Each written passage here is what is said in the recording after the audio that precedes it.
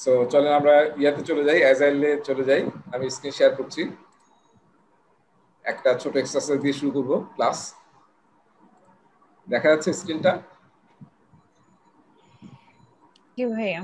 হ্যাঁ, যে লেখাটা যদি একটু সবুজ আকারে, আমি অন্য জায়গাতে কপি করছি তো এই জন্য ভালো দেখাচ্ছে না। এখানে দেখেন, এই যে এই ধরনের প্রশ্ন কিন্তু এবার পরীক্ষায় আসবে আপনার। হ্যাঁ, লেফট মানে ম্যাচিং প্রশ্ন, এটা কোনটার সাথে কোনটা ম্যাচ হবে। Drag arrows to match the start of the Agile manifesto, values on the left to their correct endings on the right. ঠিক আছে, তাহলে আমি জিজ্ঞাসা করি এক একজনকে, ঠিক আছে? ওয়ার্কিং সফটওয়্যার, আজাদ, এটা কি হবে? এটা ডান দিকে কার সাথে মিলবে? ওয়ার্কিং সফটওয়্যার এটা মিলবে হচ্ছে ভাইয়া কম্প্রিহেনসিভ ডকুমেন্টেশন।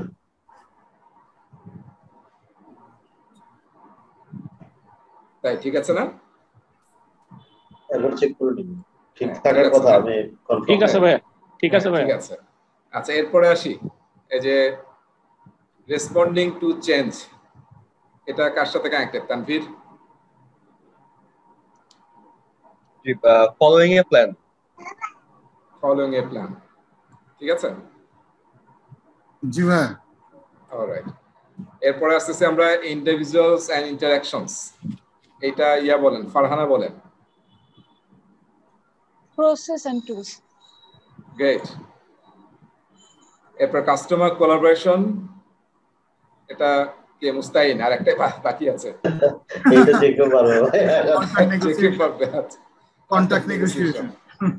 ঠিক আছে, আমরা তো বুঝতে পারছি না যে এটা কিন্তু পুরাটাই আমাদের মাইন্ডসেট শিফট করা, তাই না? এবং এখন থেকে আমাদের কিন্তু আমরা ট্রেডিশনাল প্রজেক্ট করি বা অ্যাজাইল প্রজেক্ট করি, যাই করি না কেন, আমাদের এই মাইন্ডসেটটা আসলে তৈরি করতে হবে।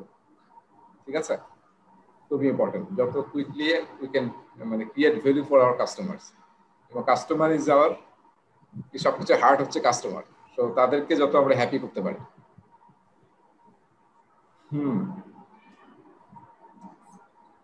এখন একটা চমৎকার বই পড়তেছি, আমার কাছে মনে হচ্ছে বইটা দেখা যাচ্ছে।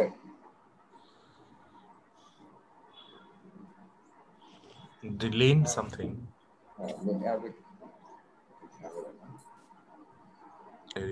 দেখেন, এই বইটা একটু যারা পাঠেন একটু পড়েন, এরিক রাইসের দ্য লিন স্টার্টআপ।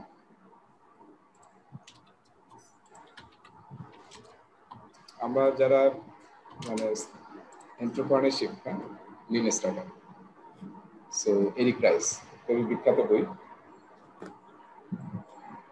এটা শুধু এন্টারপ্রেনারদের জন্য না, এটা আসলে যারা আমরা চাকরি করি তারা কিন্তু এক ধরনের entrepreneur actually. You can see the book.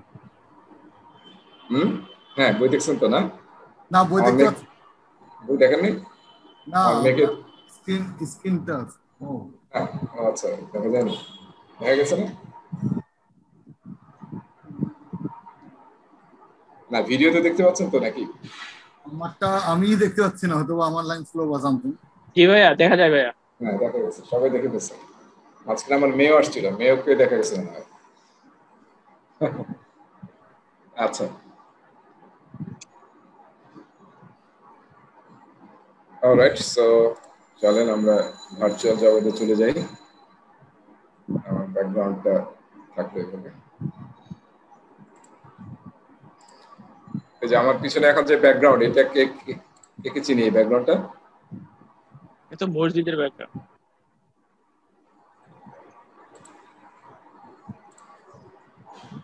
Sorry, এই ব্যাকগ্রাউন্ডটা আমরা কেউ চিনি না, স্পেসিফিকলি চিনি না।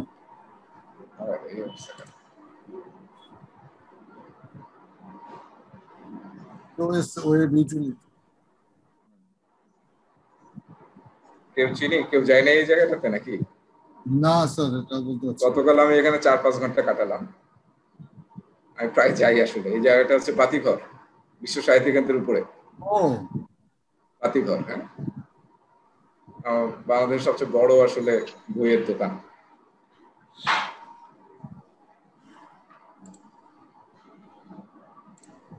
যাবেন, ইয়াতে আছে বাংলা মোটরে, বিশ্ব সাহিত্য কেন্দ্রের টপে, 7th ফ্লোর। চমৎকার, মানে গেলে ভালো লাগবে।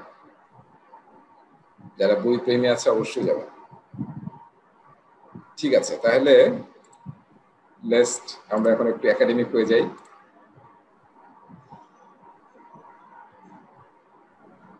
আমরা ছিলাম অ্যাজাইলে। অ্যাজাইলের কিন্তু আমরা যেটা মেইন অ্যাজাইলের পড়তে হবে কোথা থেকে, ওই যে অ্যাজাইল প্র্যাকটিস গাইড থেকে, তাই না? Agile practice guide.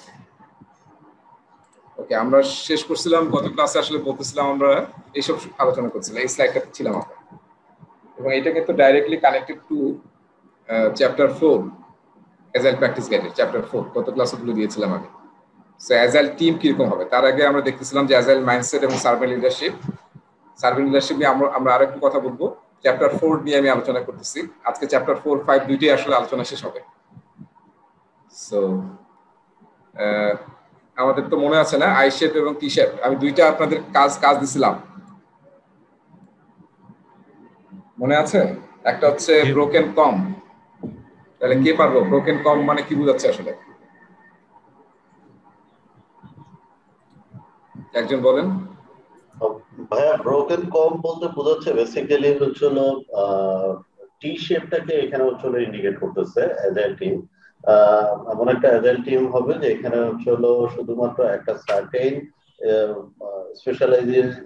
স্পেশালিস্ট থাকবেন না, ওনারা জেনারেলাইজড হিসেবে থাকবেন না, বরং হচ্ছিল একটাতে ডেপথ নলেজ থাকবে আর অন্যান্য সবগুলোতে হচ্ছিল স্কিল ব্রেথ স্কিলটা থাকবে, যেটা আমি তারপরে রাইট, মানে অনেকগুলো থাকবে আর কি। হ্যাঁ, অনেকগুলো থাকবে। হ্যাঁ, অনেকগুলো তো তার কিছু কিছু মানে নলেজ থাকবে, একদম ডিপ না, হয়তো একটাতে খুবই ডিপ নলেজ থাকবে আর একটাতে অন্যগুলোতে হয়তো কিছু কিছু নলেজ থাকবে। সো এটা হচ্ছে ব্রোকেন কম, ঠিক আছে? তো অ্যাজাইল টিম কিন্তু এই ধরনের টিম এক্সপেক্ট করে আর কি। না হলে আসলে এটাকে বলে আসলে জেনারেলাইজ স্পেশালিস্ট, জেনারেলাইজিং স্পেশালিস্ট। এবং এইটা উদ্দেশ্য হচ্ছে ক্রস ফাংশনাল করা এবং সেলফ অর্গানাইজিং করা, যখন যেটা লাগবে যেটা আমরা সেটা যেন করতে পারি। সো তার মানে কি, মানে কম ব্রোকেন কমটা হচ্ছে আসলে মোর দ্যান টি শেপ, তাই না? মোর দ্যান টি শেপ, টি শেপ এবং আই শেপের কম্বিনেশন। হ্যাঁ। আচ্ছা, এরপরে আরেকটা দিয়েছিলাম সোয়ার্মিং এন্ড মবিং। এটা কি পেলাম আমরা সোয়ার্মিং এন্ড মবিং নিয়ে? মর্নিংটা পেয়েছি, যেমন নিজের টিম এবং এক্সটার্নাল কোনো টিম থেকে কোনো ইম্পিডেন্ট বা প্রতিবন্ধকতা দূর করার জন্য যে স্টেপটা নেওয়া হয় সেটাকে সমিং বলে, কিন্তু মবিং টার্মটা পাইনি। আবার বলেন তো সোয়ার্মিং। সমিংটা হচ্ছে এক্সটার্নাল কোনো মানে কয়টা টিম মিলে কোনো ইম্পিডেন্ট কাজের জন্য কোনো ব্লকাজ থাকলে সেটাকে রিমুভ করার জন্য যে স্টেপ বা নেওয়া হয় সেটাই হচ্ছে সমিং। এক্সটার্নাল টিম কেন? এক্সটার্নাল টিম কেন? আমার টিমের মধ্যে যদি কোনো ইম্পিডিমেন্ট হয়, আমার টিমের কেউ কোনো একটা কাজে আটকায় গেছি, কোনো একটা অবস্টাকেল, কোনো একটা ইম্পিডিমেন্ট, সেইটা আমার টিমে পাচ্ছে না, তাহলে কি করবো? বাকিরা সবাই তাকে হেল্প করে ওটা থেকে উদ্ধার করবো, ওটা করে ফেলবো যে পারি। না মানে সরি, আমি আসলে মিট করতে চেয়েছিলাম মাল্টিপল টিম, ওটা আসলে এক্সটার্নাল বলে ফেলেছি। আচ্ছা সরি। হ্যাঁ, সবাই কি বুঝতে পারছেন? সোয়ার্মিং এন্ড মবিং একই অর্থ ইউজ হয় আর কি। মবিং মানে কি খুব দ্রুত মুভ করা আর কি, হ্যাঁ, হেল্প করার জন্য। হ্যাঁ, Simultaneously. হ্যাঁ, সাইমালটেনিয়াসলি, মানে কোন একটা প্রবলেম হচ্ছে, সে আটকায় গেছে, তাহলে আমরা কি 3-4 জনকে ওটা হেল্প করবো আর কি। যেমন আমি ফুটবল খেলার কথা বলছিলাম যে যখন ডিফেন্সে চলে যাচ্ছে তখন রোনালদো গিয়েও সে কিন্তু ডিফেন্সের কাজ না তার, কিন্তু যেহেতু এখন সবাই মানে ডিফেন্সে চলে যাচ্ছে গোল দিতে, রোনালদো কিন্তু সেটাকে প্রোটেক্ট করার চেষ্টা করতেছে। তার মানে যে মানে সবাই ওই ইম্পিডিমেন্টটা থেকে তাকে হেল্প করে ওটাকে বের করে নিয়ে আসার জন্য পুরো টিম চেষ্টা করতেছে, ওটা হচ্ছে সোয়ার্মিং, ঠিক আছে? সো এরকম না ট্রেডিশনাল, এখানে কি বুঝতে পারছি? ট্রেডিশনাল প্রজেক্টে আমরা যার কাজ অ্যাসাইন করা থাকে, তোমার এটা, তোমার এটা, তোমার এটা, এর বাইরে কিন্তু সে কাজ করতে চায় না। কিন্তু এখানে মাইন্ডসেটটা এরকম হবে, কেউ যদি আটকায় যায় যে সে আটকে আছে, এটা কিভাবে বুঝবো আমরা? অ্যাজেলে একটা আমরা টার্ম ইউজ করি ইনফরমেশন রেডিয়েটর, আমরা আজকে দেখবো ইনফরমেশন রেডিয়েটর, বা কানবান বোর্ড ইউজ করি কিংবা টাস্ক বোর্ড বা স্ক্রাম বোর্ড ইউজ করি। সেখানে ইজিলি দেখা যায় যে একজন যদি কাজে আটকায় যায়, দেখা যাবে যে কাজটা মুভ করতেছে না, ওখানে আটকে আছে, একটা কলামে আছে। তো ইমিডিয়েটলি অন্য টিমমেট যারা হেল্প করতে পারে তারা হেল্প করবে আর কি। আর এনভায়রনমেন্টটা এরকম হবে যাতে সবাই, আমরা এটাকে বারবার বলতেছি সাইকোলজিক্যাল সেফটি, আমি কারো হেল্প চাইতে যাতে লজ্জাবোধ করা বা হেজিটেট ফিল করা এরকম যাতে টিমের মধ্যে না থাকে, ঠিক আছে? যার হেল্প লাগবে সে চাবে, এবং যার কাছে চাচ্ছে বা চাচ্ছে না সে মানে নিজে হেল্প করবে, প্রম্পটলি হেল্প করবে আর কি। আর না চাইলে আমি যদি বুঝতে পারি তাহলে আমি গিয়ে হেল্প করবো, যেটা আমি পারি। এইভাবে কোলাবোরেটলি কিন্তু কাজ করতে হবে। সো সোয়ার্মিং এন্ড মবিং এটা কিন্তু পরীক্ষায় আপনার অবশ্যই অপশনের মধ্যে কোনো একটা মানে প্রশ্ন পাবেন এটা এই শব্দটা। আচ্ছা, আজকে আমরা নেক্সট যে টপিকটা নিয়ে আলোচনা করবো সেটা হচ্ছে অ্যাজাইল রোলস। হ্যাঁ, মানে একটা প্রজেক্ট যখন অ্যাজাইল ফলো করে তখন আসলে সেই টিমটাতে কি কি রোল থাকা উচিত, সেই রোল নিয়ে কিন্তু নানান ধরনের স্কুল অফ থটস আছে। তা আমরা একদম জেনেরিক কিছু জিনিস পড়াশোনা করবো। পিএমআই আসলে অ্যাজাইল নিয়ে যে প্রশ্নগুলো আপনাদেরকে পরীক্ষা করবে সেগুলো আসলে বেসিক প্রশ্ন, খুবই অ্যাডভান্স প্রশ্ন না, কারণ অ্যাজাইলের অনেক ফ্রেমওয়ার্ক আছে এবং তার আবার অনেক অনেক ধরনের অ্যাডভান্স মানে সার্টিফিকেশন, ট্রেনিং এবং নলেজ আছে। আমরা একটা জেনারেল নলেজ চাচ্ছি অ্যাজাইলের এবং বেসিক নলেজ, সেটাই আমাদের জন্য যথেষ্ট পরীক্ষার জন্য। আচ্ছা, তাহলে অ্যাজাইল যখন কোনো একটা প্রজেক্ট অ্যাজাইল ফলো করবে তখন আসলে 3 ধরনের রোল আমরা দেখতে পাই। এখন যে ফ্রেমগুলো ইউজ হয় তার মধ্যে প্রায় সবগুলোর মধ্যে এরকম এই টাইপের 3টা রোল দেখা যায়। একটা রোল হচ্ছে ক্রস ফাংশনাল টিম। বুঝতে পারছি ক্রস ফাংশনাল মনে আছে? ক্রস ফাংশনাল টিম মানে কি? একটা টিমের মধ্যে বিভিন্ন ধরনের স্পেশালাইজড থাকবে। কেন থাকবে? লাভ কি? একজন আর একজন মানে যে টি শেপ আর এল শেপ, যেটা মানে টি শেপ যেটা বললেন, একজনের ডেপথ হয়তো একটা সাবজেক্টের উপরে ডেপথ বেশি কিন্তু বাকিগুলোতে একটু কম আছে, যার যেটা কম অন্যটা সেটা বেশি থাকতে পারে, এই কারণে ক্রস ফাংশনাল। ক্রস ফাংশনাল মানে মেইন কনসেপ্টটা বুঝতে হবে। ক্রস ফাংশন অ্যাজাইলের ক্রস ফাংশনাল মানে হচ্ছে আমি যে দায়িত্বটা নিছি, যে কাজটা করার দায়িত্ব নিছি আমার টিমটা, সেটা করার জন্য যত স্কিল সেট বা কম্পিটেন্সি দরকার আমার টিমের সেটা আছে, আমাকে আর বাইরে যেতে হবে না, that is already in my team. ঠিক আছে, সেটা হচ্ছে ক্রস ফাংশনাল। আমি আটকে গেলাম যে আমার টিমে লোকটা নাই, তাই তো আমাকে ওয়েট করতে হবে, একটা রিসোর্স নিয়ে আসতে হবে, রিক্রুট করতে হবে, বা অন্য টিম থেকে নিয়ে আসতে হবে, অন্য কারো হেল্প নিয়ে আসতে হবে, আমার টিমের বাইরে এটা না, আমার টিমের মধ্যেই।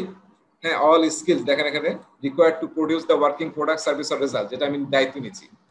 অ্যাকচুয়ালি গোল, যে গোলটা আমি অ্যাচিভ করতে চাচ্ছি সেটা করার মতো সব স্কিল আমার মধ্যে আছে, আমার টিমের মধ্যে আছে। এটা হচ্ছে ক্রস ফাংশনাল টিম। তাহলে দেখেন 3টা রোল। রোল 3টা কি কি অ্যাজাইল টিমে? একটা হচ্ছে আপনার টিম ফ্যাসিলিটেটর, আমি টিএফ বলতেছি, বা টিম লিডার, আমি টিএল বলতেছি। হ্যাঁ, টিম লিডার, যিনি সার্ভেন্ট লিডারশিপ প্র্যাকটিস করবেন। ঠিক আছে, তাকে অনেক নামেই পিএম মানে অ্যাজাইল প্র্যাকটিস গাইডে বলছে। একটা হচ্ছে team facilitator, team lead, agile coach, project manager কিংবা সার্ভেন্ট লিডার। এবং এটা স্ক্রামে, যেটা সবচেয়ে পপুলার ফ্রেমওয়ার্ক, সেখানে এটাকে বলা হয়, সেই রুলটাকে বলা হয় স্ক্রাম মাস্টার। ঠিক আছে, সো আমাদের কিন্তু এই 3টা রোল সম্বন্ধে ক্লিয়ারলি বুঝতে হবে, এবং কোন রোলের কি দায়িত্ব এটা আমাদেরকে একদম ক্লিয়ারলি বুঝতে হবে, কারণ এটার বোঝার উপর ডিপেন্ড করে আপনার অনেক প্রশ্নের অ্যান্সার মানে ভুল হবে বা কারেক্ট করতে পারবেন যদি আপনি জানেন যে কার দায়িত্ব কি। তাহলে অ্যাজাইল টিমে একটা রোল হচ্ছে টিম লিডার, আর একটা রোল হচ্ছে প্রোডাক্ট ওনার, আর আরেকটা টিম আমরা দেখলাম ক্রস ফাংশনাল টিম, যেটাকে বলা হয় আমরা শুধু বলতেছি টিম, ডেভেলপার টিম। জি, ডেভেলপার টিম যেটাকে বলতাম। হ্যাঁ হ্যাঁ, ডেভেলপার টিম, ওটা আমরা স্ক্রামের শব্দ হিসেবে ইউজ করবো না, টিম আর কি, হ্যাঁ, যে টিমটা কাজ করবে। সো টিম লিড, প্রোডাক্ট ওনার এবং টিম মেম্বার্স যারা আসলে কাজ করবে। এবং আমরা বলছিলাম টিমের সাইজ, আমি বলছিলাম যে মানে যাতে ছোট টিম হয় এটা কোনো ঠিক নাই, মানে 9-11, ওই যে আবার মুস্তাহিন ভাই বললো যে বইয়ের মধ্যে আছে 3 প্লাস মাইনাস কত আছে, প্লাস মাইনাস 2। না স্যার, 3 থেকে মিনিমাম 3 আর হাইয়েস্ট 9 অ্যাজাইল টিমে মানে অ্যাজাইল বুটের মধ্যে উল্লেখ করছে এইভাবে। আচ্ছা, এটা বইয়ে আছে। অনেক টিম 25 জনেরও টিম হতে পারে, টিম যত ছোট হয় আর কি, সেটা মানে বড় প্রজেক্ট হলে একই প্রোডাক্টে আমরা কাজ করতেছি তাহলে ছোট ছোট টিম হবে আর কি। সো তাহলে এই যে টিমটার কথা বলতেছি, ধরেন 11 জনের টিম, ফর এক্সাম্পল 11 জনের টিম, তার মানে এখানে কি হবে, তাহলে একজন থাকবে টিম লিড, একজন থাকবে প্রোডাক্ট ওনার, তাহলে বাকি 9 জন কি মেম্বার, হ্যাঁ, টিম মেম্বারস। ঠিক আছে, তাহলে এখন আমরা একটু বুঝি যে টিম মেম্বার আমরা অলরেডি বুঝে গেছি যে টিম মেম্বার কি কি থাকে। সে জেনারেলাইজ স্কিল থাকতে হবে তার, তারপরে ক্রস ফাংশনাল টিম হতে হবে, এবং তারা কি হবে, self organizing team, self management team. Self organizing এবং সেলফ ম্যানেজমেন্ট এই দুইটা খুবই ইম্পর্টেন্ট। সেলফ অর্গানাইজিং মানে কেউ আমাকে কোনো কাজ অ্যাসাইন করবে না, কি কাজ করতে হবে সেটা আমি নিজেই আইডেন্টিফাই করব, আমার টিম যারা টিমের আছে তারা, এবং তারাই নিজেদেরকে অ্যাসাইন করবো, সাইন আপ করবো যে আমি এই কাজটা করবো। ঠিক আছে, ট্রেডিশনাল প্রজেক্ট ম্যানেজমেন্টের সাথে এটা বিরাট পার্থক্য আছে। ট্রেডিশনাল প্রজেক্ট ম্যানেজমেন্টের প্রজেক্ট ম্যানেজারের কাজ থাকে সে সব কাজগুলোকে ভাগ করে দিয়ে দেয় যে তোমার এটা তোমার এটা তোমার এটা কাজ, এবং দিন শেষে সেটা আবার ফলো আপ করে। কিন্তু অ্যাজাইল টিমে কি কাজ করতে হবে সেটা রেসপন্সিবিলিটি টিমের, এবং তারাই আসলে আইডেন্টিফাই করবে যে কে করবে, কিভাবে করবে। ঠিক আছে, আর হ্যাঁ বলেন, প্রশ্ন বলেন। মানে আমাদের হচ্ছে এই যে টিম মেম্বারদেরকে আমরা ধরে নিচ্ছি যে তারা মানে সেলফ ম্যানেজ বা সেলফ ইন্সপায়ার্ড হবে, মানে প্রজেক্ট ম্যানেজার যারা এই অ্যাজাইল প্র্যাকটিসটা বা প্রজেক্ট ম্যানেজমেন্টের যে এই মানে কি বলবো অ্যাজাইল প্র্যাকটিসটা বা মাইন্ডসেটটা, তো প্রজেক্ট ম্যানেজার আছে পিএমপি করে হোক বা যেই একটা কোর্সের থ্রুতেই হোক, তারা এই মাইন্ডসেটটা গেইন করছে। কিন্তু এই যে টিম মেম্বার, তারা তো এগুলা সম্পর্কে জানে না হয়তো, বা এই টিমটা তাহলে কোত্থেকে আসতেছে, কিভাবে তৈরি, তাদের মাইন্ডসেট কে দিচ্ছে তাদেরকে এই ইন্সপিরেশন বলেন বা যেসব এক্সপেক্ট তাদের কাছে আমি করতেছি এই মাত্র যেগুলো বললেন, সেগুলো তাদের মধ্যে কোত্থেকে আসবে? এগুলো আসবে মেইনলি এখানে টিমে যে টিম ফ্যাসিলিটেটর,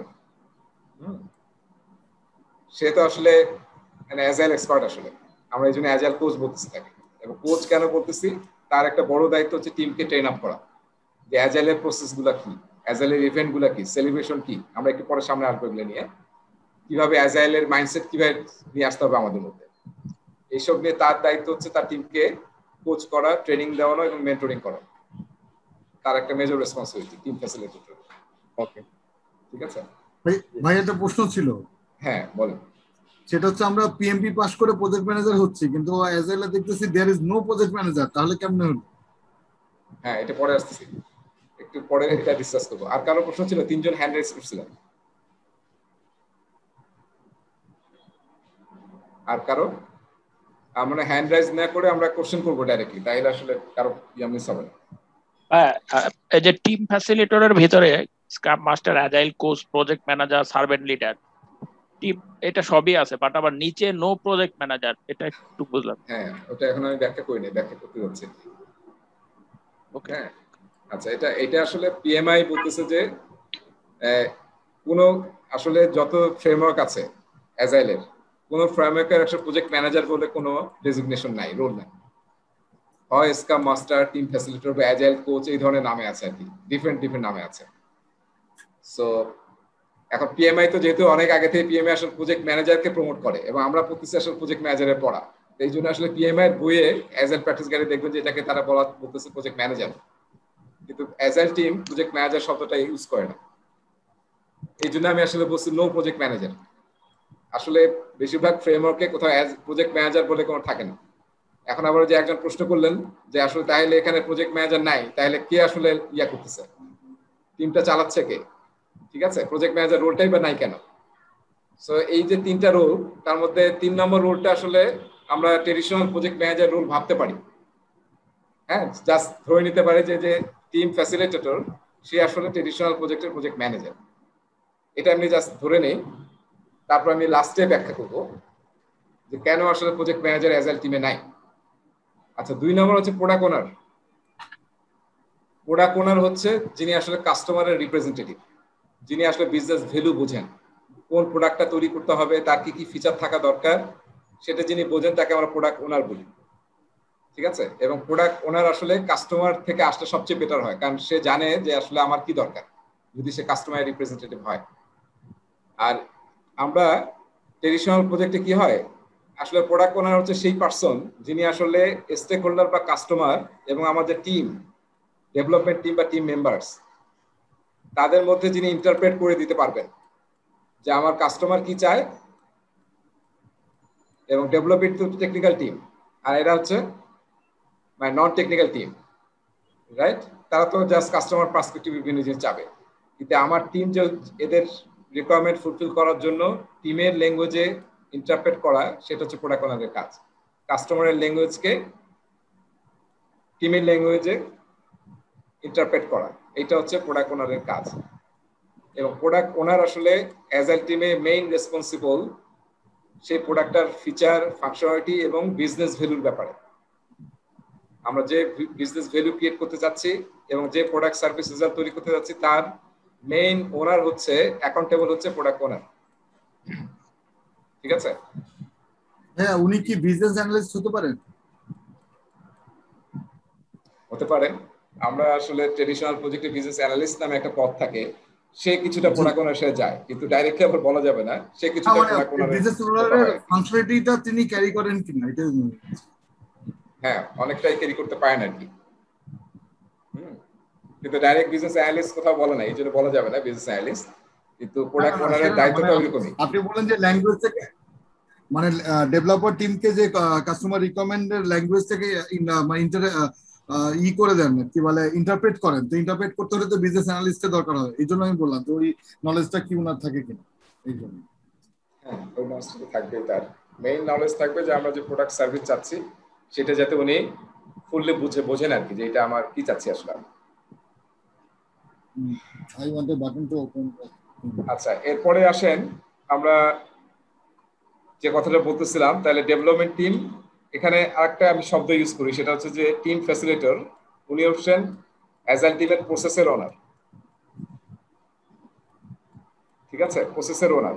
প্রসেসের ওনার মানে অ্যাজাইল টিমে আমরা প্রজেক্ট ম্যানেজমেন্টের যে প্রসেসগুলো ফলো করব সেইটার সবগুলো প্রসেসের ফ্যাসিলিটেটর হচ্ছে সে, ওনার হচ্ছে সে। সবকিছু হচ্ছে কিনা, ঠিক মতো হচ্ছে কিনা, সবাই পার্টিসিপেট করতেছে কিনা, যে উদ্দেশ্যে আমরা প্রসেসটা ফলো করতেছি ওটা ঠিক রেজাল্ট দিচ্ছে কিনা, এই সবকিছুর ওনার হচ্ছে টিম ফ্যাসিলিটেটর। আর প্রোডাক্ট ওনার হচ্ছে main responsible for business value creation. Business value ক্রিয়েশনের ওনার হচ্ছে কে? Product owner. আর টিম যেটা, টিম হচ্ছে হাউ এর জন্য রেসপন্সিবল। হাউ, এই যে ভ্যালুটা ক্রিয়েট করতে হবে সেটা আমরা কিভাবে করব। ঠিক আছে? ওয়ার্ক, হাউ অথবা ওয়ার্ক, যে কাজগুলো করতে হবে আমাদের এই ভ্যালুটা ক্রিয়েট করার জন্য, সেটা আমরা কিভাবে করব তার অ্যাকাউন্টেবল এবং রেসপন্সিবল হচ্ছে কে? টিম। ঠিক আছে? তাহলে টিম হচ্ছে হাউ নিয়ে রেসপন্সিবল, আর প্রোডাক্ট ওনার তাহলে কি নিয়ে রেসপন্সিবল? আসলে হোয়াট নিয়ে responsible. Business value benefit realization করা। হোয়াট নিয়ে রেসপন্সিবল, মানে আমরা কি করতে চাই, হোয়াট অফ দ্য প্রজেক্ট। আর টিম ফ্যাসিলিটেটর সে আসলে প্রসেসের ওনার। প্রজেক্ট ম্যানেজমেন্টে সবকিছু ঠিকমতো হচ্ছে কিনা সেটা অ্যাজ এ সার্ভেন্ট লিডার সেটাকে ফ্যাসিলিটেট করা এবং বিভিন্ন জায়গায় ট্রেনিং দেওয়া, কোচিং করানো, এইসব করানো, এবং যে টিমকে যে কোনো বাইরের বাধা থেকে, ইম্পিডিমেন্ট থেকে তাদেরকে রক্ষা করা যায়, তারা কাজ করতে পারে, এই সব কিছু দায়িত্ব হচ্ছে টিম ফ্যাসিলিটেটর। সো অ্যাজাইল টিমে কেন প্রজেক্ট ম্যানেজার নাই? একটু যদি খেয়াল করে দেখেন, ট্রেডিশনাল প্রজেক্ট ম্যানেজারে কিন্তু প্রজেক্ট ম্যানেজার, ট্রেডিশনাল প্রজেক্ট ম্যানেজমেন্টের প্রজেক্ট ম্যানেজার কিন্তু আসলে বিশাল ক্ষমতাধর, মানে তার সবকিছু দায়িত্ব তার, তাই না? তার সবকিছু দায়িত্ব, বিজনেস ভ্যালুর দায়িত্ব তার, যে আমার ঠিক প্রোডাক্ট তৈরি হচ্ছে কিনা, তারপরে স্টেক হোল্ডাররা ঠিক হ্যাপি আছে কিনা, হ্যাঁ, তারপরে আপনার টিম ঠিক মতো কাজ করতেছে কিনা, টিম হ্যাপি আছে কিনা, টিমের মধ্যে কোলাবোরেশন আছে কিনা। ইভেন অনেক টিমে এই যে প্রজেক্ট ম্যানেজার, প্রোডাক্ট ওনারেরও কাজ করে। হ্যাঁ, সেই ধরনের লোকজনকে আমরা প্রজেক্ট ম্যানেজার বানাই, যিনি আসলে কাস্টমারের ল্যাঙ্গুয়েজে কিছুটা বোঝে, কিংবা সে আসলে বিজনেস অ্যানালিস্টের যে ভূমিকা থাকে, যে বিজনেসটাকে বুঝে ট্রান্সফার করা টিমের কাছে, সেই কাজটাও দেখা যায় প্রজেক্ট ম্যানেজারে থাকে। ট্রেডিশনাল প্রজেক্টে অনেকটাই থাকে এটা। আমরা যারা ট্রেডিশনাল প্রজেক্ট ম্যানেজমেন্ট করছি তারা আসলে বিজনেস অ্যানালিস্টও জানি আমরা, হ্যাঁ, আবার যে এই সবকিছু কিন্তু দায়িত্ব থাকে প্রজেক্ট ম্যানেজার।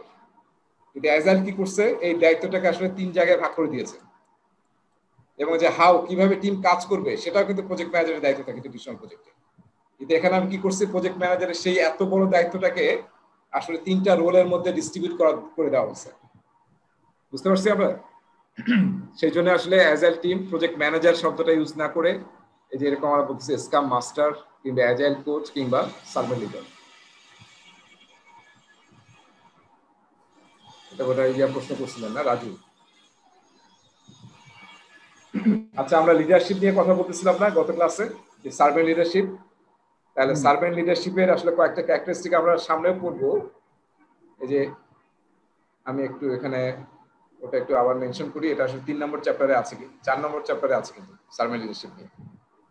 তাহলে সার্ভেন্ট লিডার, এখানে আমরা একটু লিডারশিপ নিয়ে পড়তেছি, যে আমরা স্পেশালি অ্যাজাইল টিমে যারা লিডার হবে তারা কি হবে, strong personal ethics, integrity and trustworthiness. এটা আসলে সব প্রজেক্ট ম্যানেজার এবং প্রজেক্ট লিডারের জন্যই ঠিক আছে। যে কোনো প্রজেক্টে ইন্টারপার্সোনাল স্কিল থাকতে হবে এবং কনসেপচুয়াল অ্যান্ড অ্যানালাইটিক্যাল স্কিল থাকতে হবে। তবে একটা জিনিস তো আমরা সবাই জানি, তাই না, leadership is not equal to management, right? Leadership is not equal to management. এই যে আমরা এটা দেখতে পাচ্ছি না, টেবিলটা দেখা যাচ্ছে, এটা পিএম বকে ছিল না? হ্যাঁ হ্যাঁ, দেখা যাবে। আচ্ছা ঠিক আছে।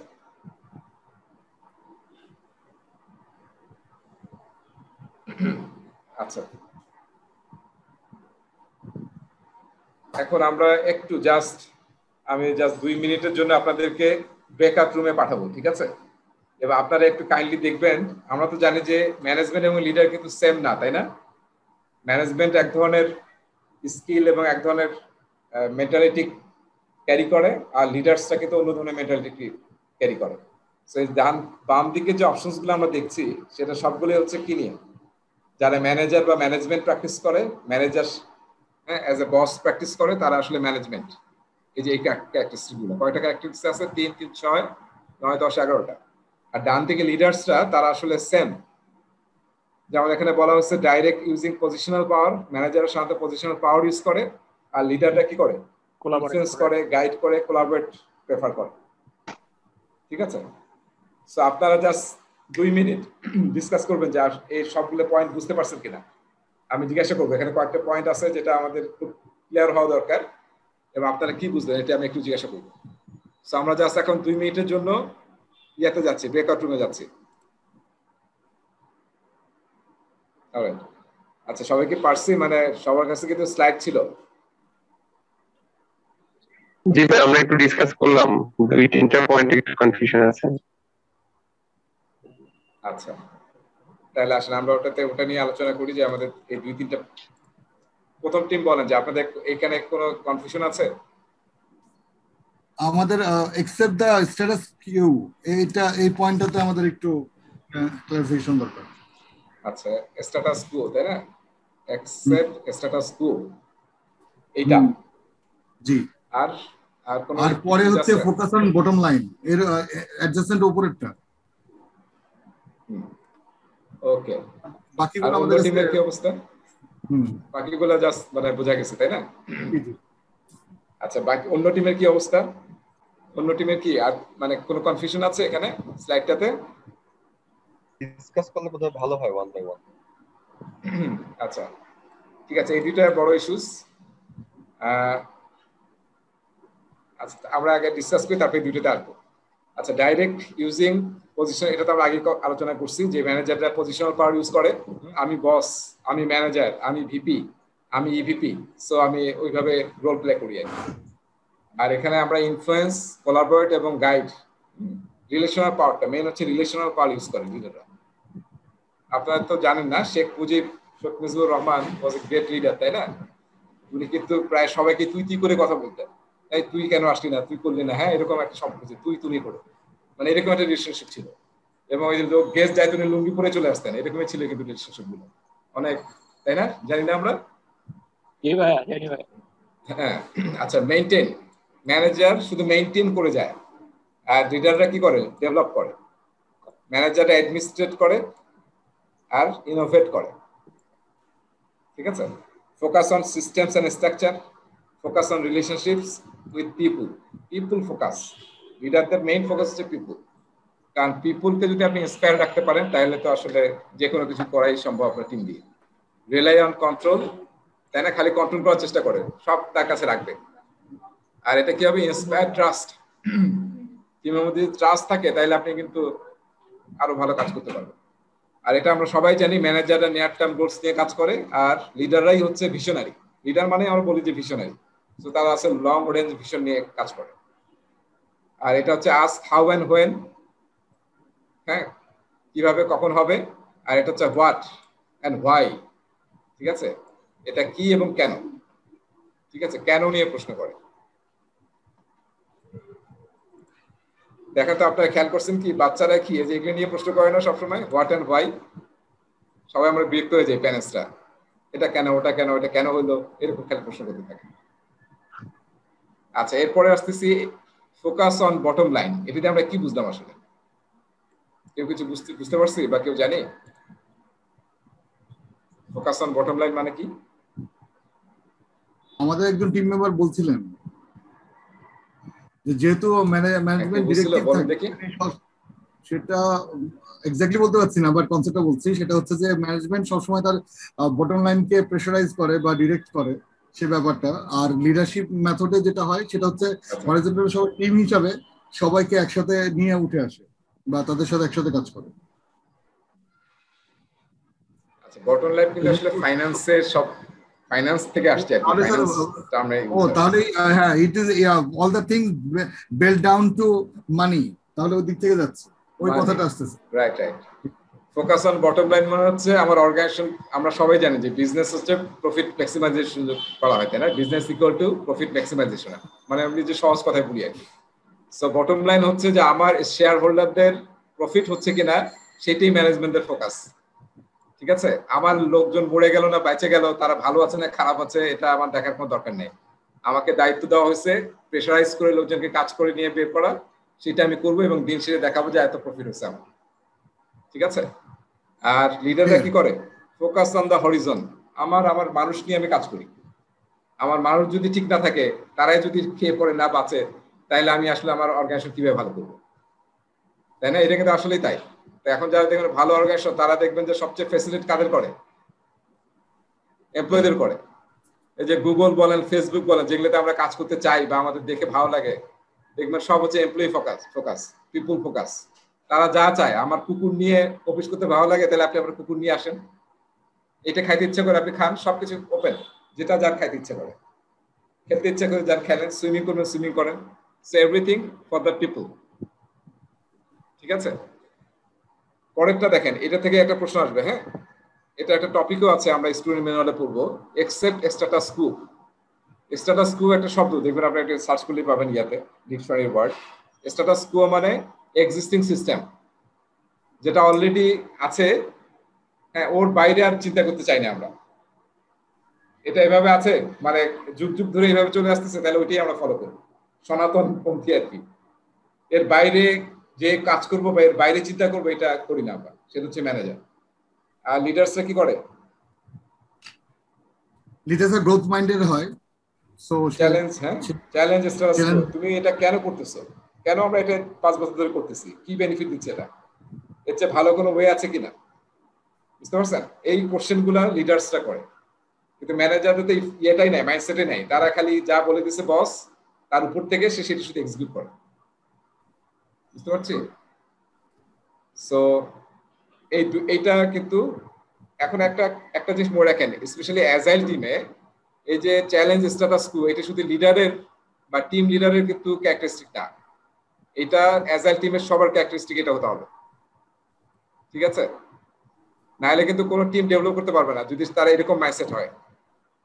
সো লিডার না, সবাইকে এই মাইন্ডসেটে হতে হবে। লাস্টে তো আমরা সবাই জানি ডু থিংস রাইট, যেটা দেওয়া আছে ওটা ঠিকভাবে সে করে, মানে একদম যাতে সব ঠিক মতো হয়। আর ডু দ্য রাইট থিংস, লিডাররা আসলে রাইট থিংসটা ফাইন্ড আউট করে যে কোনটা আসলে দরকার আমার জন্য, আমার টিমের জন্য, আমার অর্গানাইজেশনের জন্য। Focus on operational issues and problem solving, আর focus on vision, strategic alignment, values, then motivation and inspiration, এগুলোতে আসলে ফোকাস করে লিডার্স, ঠিক আছে? ওই রবার্ট ব্রানসনের একটা বোধহয় কথা আছে যে এমপ্লয়ীদেরকে যদি তুমি সব ফ্যাসিলিটেট করো বা মোটিভেট করো, তাহলে আসলে তোমার বিজনেস নিয়ে চিন্তা করার দরকার নেই, তারাই তোমার বিজনেস ইয়া করে দিবে। তারপর রতন টাটা নিয়ে আমরা অনেক দেখি না, লিঙ্কডইনে মাঝে মাঝে আসে, যে উনি তার রিটায়ার করা এমপ্লয়ি অনেক বছর আগে রিটায়ার করে গেছে, তার সাথে উনি মাঝে মাঝে দেখা করতে যান, দেখছেন না ছবি রতন টাটা? জি হ্যাঁ। So this are the characteristic আর কি, তারা মানে এমপ্লয়ীদেরকে এরকম একটা ইয়া মধ্যে রাখছে যে আসলে এরকম তারা ভ্যালু দেয় আর কি। আমরা বুঝতে পারছি? কোনো প্রশ্ন আছে? প্রশ্ন আছে এটার উপর? আর প্রশ্ন হচ্ছে ভাইয়া যে মানে আদৌ কি মানে আমাদের দেশে স্পেশালি এই লিডার স্টাইলটা কি কোথাও কি ফলো করা হয় কিনা এক, আর সে আমি এখন গিয়ে যদি প্র্যাকটিস করতে চাই সেটা আসলে আমি পারবো কিনা কোথাও, মানে প্র্যাকটিক্যালিটি পয়েন্ট অফ ভিউ থেকে আর কি। মানে আমার পার্সোনাল এক্সপিরিয়েন্স বলে 13 ইয়ার্স এর যে মানে আমরা আসলে ম্যানেজমেন্ট স্টাইলটাতে এতটাই মানে যে এখান থেকে আসলে বের হয়ে লিডারশিপে যাওয়াটা একটা মানে একটা বিপজ্জনক ব্যাপার মনে হয় আর কি, বা নেক্সট ইম্পসিবল মনে হয়। আপনারা অনেক আগে যদি একটু চিন্তা করেন, 20 বছর আগে 20 বছর আগে দেখবেন কেউ যদি আপনাকে কোনো বিজনেস কার্ড দিত, জানি না ওই সময় কার্ডের খুব একটা পছন্দ ছিল কিনা, তখন দেখবেন যে সবাই বলতো ম্যানেজিং ডিরেক্টর। হ্যাঁ, আমরা সফটওয়্যার ফার্মের সিআরও বলতো যে ম্যানেজিং ডিরেক্টর, আর বাকি সব রকমের সাথে ম্যানেজিং ডিরেক্টর বলতো। এবং সিইও নামে কিন্তু আলাদা কোনো রোল ছিল না, দেখা যেত ম্যানেজিং ডিরেক্টরই সব মানে প্লে করতো আর কি। এখন কিন্তু আমরা বলতেছি সিইও মানে কি, চিফ এক্সিকিউটিভ অফিসার। আমরা কিন্তু এক্সিকিউশনটা আমাদের সাথে নিয়ে আসছি, যে আমরা ম্যানেজিং ডিরেক্টর না যে আমি শুধু ম্যানেজ করতে পারি, আমি আসলে এক্সিকিউট করাটাও জানি। আমি একটা সুযোগ হয়েছিল আমার একটা কোম্পানির একদম টপ লেভেলের সাথে কাজ করার। এই গ্রুপটা চেনেন বোধহয় আপনারা, এবিসি গ্রুপ, বনানীতে অফিস আছে এবিসি। হ্যাঁ, পোস্ট অফিসের সাথে যে বিল্ডিংটা, তারা কিন্তু বাংলাদেশে একদম পুরানা রিয়েল এস্টেট কোম্পানি, কেউ জানেন কিনা? 70s এর রিয়েল এস্টেট কোম্পানি। ওনার ছেলের সাথে আমার কয়েকদিন মিটিং হয়েছিল একটা মানে ইনিশিয়েটিভের ব্যাপারে। তো উনি বললো যে ভাই আমাদের ফ্যামিলি বিজনেস, তো আমরা ওনার কিন্তু ফ্যামিলি থেকে বিজনেসটা। তো বললো যে আমি যে আজকে হেড অফিসে আসছি, আপনি মনে করেন না যে আমি বসের ছেলে দেখে বা আমার বাবা এবিসি কোম্পানির মালিক দেখে আমি এখানে চলে আসছি। বলছে এর আগে আমাকে একদম সাইটে গিয়ে, কনস্ট্রাকশন চলতেছে, সাইটে গিয়ে কোনো থাকার জায়গা নেই, কিছু নাই, মশারির মধ্যে মশা কামড়াচ্ছে, কয়েল জালে থাকতেছে, এরকম জায়গায় আমাকে পাঠিয়েছে আমার ফাদার। একদম লো লেভেল থেকে আমাকে প্রতিটা সেকশনে কাজ করে এসে আমি বোধহয় 10 বছর পরে আমি এবিসি কোম্পানি হেড অফিসে আসতে পারছি। বুঝতে পারছেন? হ্যাঁ, এই যে দেখেন একটা মাইন্ডসেট, মানে বিজনেসটাকে শেখাচ্ছে একদম ইয়াতে। সো লিডার আসলে সবার মধ্যে লিডারশিপ মাইন্ডসেট নিয়ে আসতেই হবে, বুঝতে পারছেন? আমরা আস্তে আস্তে প্র্যাকটিস করবো, হুট করে হবে না, কিন্তু লিডারশিপ মাইন্ডসেট না হলে আপনি ভালো আসলে ম্যানেজার হতে পারবো না, আমরা লিডার তো হতে পারবো না। এবং দেখেন বিভিন্ন অর্গানাইজেশনে আমরা এখন দেখছি, আমরা বলতেছি না রবির সিও, গ্রামীণ ফোরের সিও, তারা কিন্তু এখন খুবই মানে লিডারশিপের কারণে কিন্তু তারা খুবই পরিচিত পুরো এশিয়ার মধ্যে আর কি, মানে সাউথ এশিয়া যদি আমরা চিন্তা করি। ঠিক আছে, সো এটা আমাদের কিন্তু নিয়ে আসতে হবে লিডারশিপের জিনিসগুলা মাস্ট। আচ্ছা, এখন আমি একটা প্রশ্ন করি আপনাদেরকে, সেটা হচ্ছে যে আমরা যদি ভালো প্রজেক্ট ম্যানেজার হতে চাই তাহলে আসলে আমাদের কোন দিকে যাওয়া উচিত? There is no alternative to leadership. কি করা উচিত? একটা ভালো প্রজেক্ট ম্যানেজারে কি শুধু লিডারশিপ স্কিলে থাকতে হবে নাকি ম্যানেজমেন্ট স্কিলে থাকতে হবে? A combination of both, but leadershipটাকে হাইলাইটেড করতে হবে। মানে এইটা আমাদের মাইন্ডসেট অনুযায়ী যে লিডারশিপ ওভার ম্যানেজমেন্ট। আর কোনো বক্তব্য আছে? ভালো প্রজেক্ট ম্যানেজার হতে হলে কি হতে হবে আমাদের? আমি বলতে চাই যে এটা এখানেও অ্যাজাইল হতে হবে আর কি। আমার অর্গানাইজেশন যেভাবে ড্রাইভ করে, সেখানে আমি চাইলেই কালকে সকালবেলা একটা নতুন কিছু করে ফেলতে পারবো না। আমার অর্গানাইজেশনের সিচুয়েশনের সাথে ম্যাচ করে আমি আমার লিডারশিপ গুলোকে আস্তে আস্তে গ্রো করাবো। তো এটা একটু মনে রাখতে হবে যে আমাদের আসলে ভালো প্রজেক্ট ম্যানেজার বা যাই হই না কেন, আমরা কোনো যদি টপে থাকি বা ইয়াতে থাকি, সবাই আসলে টপে আছি, কারণ আমার ছোট টিমেরও কিন্তু আমি লিডার বা ম্যানেজার। সেই দুইটার কিন্তু কম্বিনেশন থাকতে হবে, এরকম না যে এটা বাদ, কারণ এগুলো ছাড়া তো আপনি কাজ করতে পারবেন না। ঠিক আছে, বাম সাইডের গুলা। আর এগুলো তো আসলে আপনার ড্রাইভ করবে, ইনোভেশন নিয়ে আসবে, তারপরে স্পিড বাড়বে, আবার টিপের প্রোডাক্টিভিটি বাড়বে, মানে অন্য লেভেলে আপনি যাবেন। কিন্তু এই দুইটার কম্বিনেশন থাকতে হবে to be a good project manager. ঠিক আছে, ম্যানেজমেন্ট এবং লিডারশিপের দুইটার কম্বিনেশন থাকতে হবে।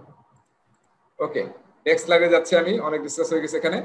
এখন আসলে একটা ছোট এক্সারসাইজ, হিউম্যান রিসোর্স ম্যানেজমেন্ট, বাম সাইডে আছে অ্যাক্টিভিটি। ডান সাইডে লিখতে হবে এটা কি লিডারশিপ নাকি ম্যানেজমেন্ট। প্রথমটা হিউম্যান রিসোর্স ম্যানেজমেন্ট, এটা কি লিডারশিপের সাথে যায় নাকি ম্যানেজমেন্টের সাথে যায়? মানে আমরা কি এটা লিখবো না বলবো? বলেন, বললে আমি লিখবো আর কি। লিডারশিপ। আর কোন মত? এই ধরনের অ্যাক্টিভিটি লিডারের সাথে যায় নাকি ম্যানেজারের সাথে যায়? আমার মনে হয় ম্যানেজমেন্টের সাথে যায় আমার। হ্যাঁ, traditional management management human resource manage করি আর কি, এইচআর পলিসি, এইচআর কন্ট্রোল, এইসব কত কিছু, সেটা লিডারশিপ না কিন্তু। হ্যাঁ, ক্যারিয়ার প্ল্যানিং এটা কে? এমতে আসলে ম্যানেজার। হ্যাঁ, ক্যারিয়ার প্ল্যানিং লিডারশিপের মধ্যে, এটা লিডারশিপে প্রমোট করে, ক্যারিয়ার নিয়ে কথা বলে। বাকিরা দেখবেন ক্যারিয়ার নিয়ে কথাই বলবে না, যে আমি আসলে 5 বছর পর কোথায় যাব, কোনো ডিরেকশন নাই, কারণ সে নিজে যায় না সে কোথায় যাবে। ঠিক আছে। টিম টাইম ট্র্যাকিং এটা কি করে? ম্যানেজমেন্ট। ঠিক আছে, তুমি কাজ করছো কিনা, ঠিক টাইমে আসছো কিনা, দেখবেন যে খালি এরকমই করতেছে। Task assignment. Recognition, Leader. Team member recognition. Task assignment, manager. তারপরে টিম ব্রেনস্টর্মিং, Leader. হ্যাঁ, মানে সবাই মিলে আমরা ব্রেনস্টর্ম করব। আমি একাই মাথায়, আমার সবচেয়ে বুদ্ধি বেশি, আমি যেহেতু বস, এটা কিন্তু করা যাবে না। হ্যাঁ, প্ল্যানিং ওয়ার্কশপস, লিডার। ঠিক আছে। এটার উপরে যদি একটু বলেন, প্ল্যানিং ওয়ার্কশপটা যদি একটু ডিটেইল বলেন।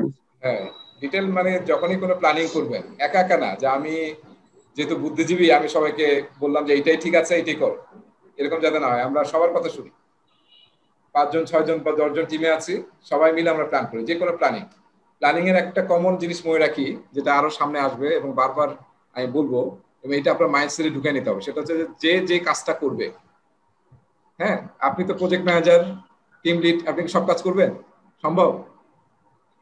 কাজ তো করবে মেনলি টিম, কারণ আপনার কাজ করার সময় নেই আসলে, কারণ আপনার বিভিন্ন কমিউনিকেশন, বিভিন্ন আরো কাজ আছে। তো যে টিমটা যে কাজ করবে তাদেরকে অবশ্যই সেইটার প্ল্যানিং এ তাদেরকে ইনভলভ করবে। আমরা একটা ইংলিশে ওয়ার্ড ইউজ করি না, বাই ইন মানে কি? বাইং মানে গেট আউটসোর্সিং দ্যাট। বাইং মানে কি? না, ইনভলভ করা। হ্যাঁ, মানে আমি কি বলবো এটাকে, মানে মানুষকে ইনফ্লুয়েন্স করে নিয়ে আসা আর কি, বাই ইন পাওয়া। এটা বাংলা এটা সংযুক্ত করা হচ্ছে ভালো একটু ওয়ার্ড হবে আর কি, মানে টিম যাতে আমার সাপোর্টিভ মোডে চলে আসে, সেই বাই ইনটা ইনশিওর করা। যখন আপনি যে কাজটা করবে সেই যদি প্ল্যান করে, তাহলে টিমের বাই ইন পাওয়া যায়। এর বাংলাটা মানে ওদেরকে গুরুত্ব দেয়া আর কি, গুরুত্ব দিয়ে টিমের সঙ্গে রাখা, ওদের কাজের সাথে সম্মান বাড়ায় দিয়ে। আচ্ছা, লাস্টেরটা কি? ক্রিয়েটিং গ্যান্ট চার্টস, এটা ম্যানেজমেন্ট। ঠিক আছে, গ্যান্ট চার্ট তৈরি করে ম্যানেজ করার চেষ্টা করে। কিন্তু এইচআর ম্যানেজমেন্টের সাথে আমার লিডারশিপটা কানেক্টেড মনে হচ্ছে ভাইয়া, কারণ আমি তো এখন নতুন যে এটা দেখলাম, সেখানে তো এইচআর শুধু ম্যানেজের ব্যাপার দিয়ে তো হয় না, এখানে তো লিডারশিপে তাকে ইনফ্লুয়েন্স করে, তাকে মানে এটা আমরা আসলে ট্রেডিশনাল এইচআর ডিপার্টমেন্টের কথা বলতেছি আর কি। হ্যাঁ, আচ্ছা, সেটাই এখন নোটের সাথে ঠিক আছে, ওটা সিরিয়াস কিছু না। আচ্ছা, তাহলে সার্ভেন্ট লিডারশিপ ডেফিনেশনটা এখানে আছে, এটা নিয়ে আমি পরে আলোচনা করব, সেই জন্য জাস্ট একটু করে যাচ্ছি। তারপর সার্ভেন্ট লিডারে কি বুঝছি আমরা? সার্ভেন্ট লিডার ফ্যাসিলিটেট করবে রাদার দ্যান ম্যানেজ। ঠিক আছে।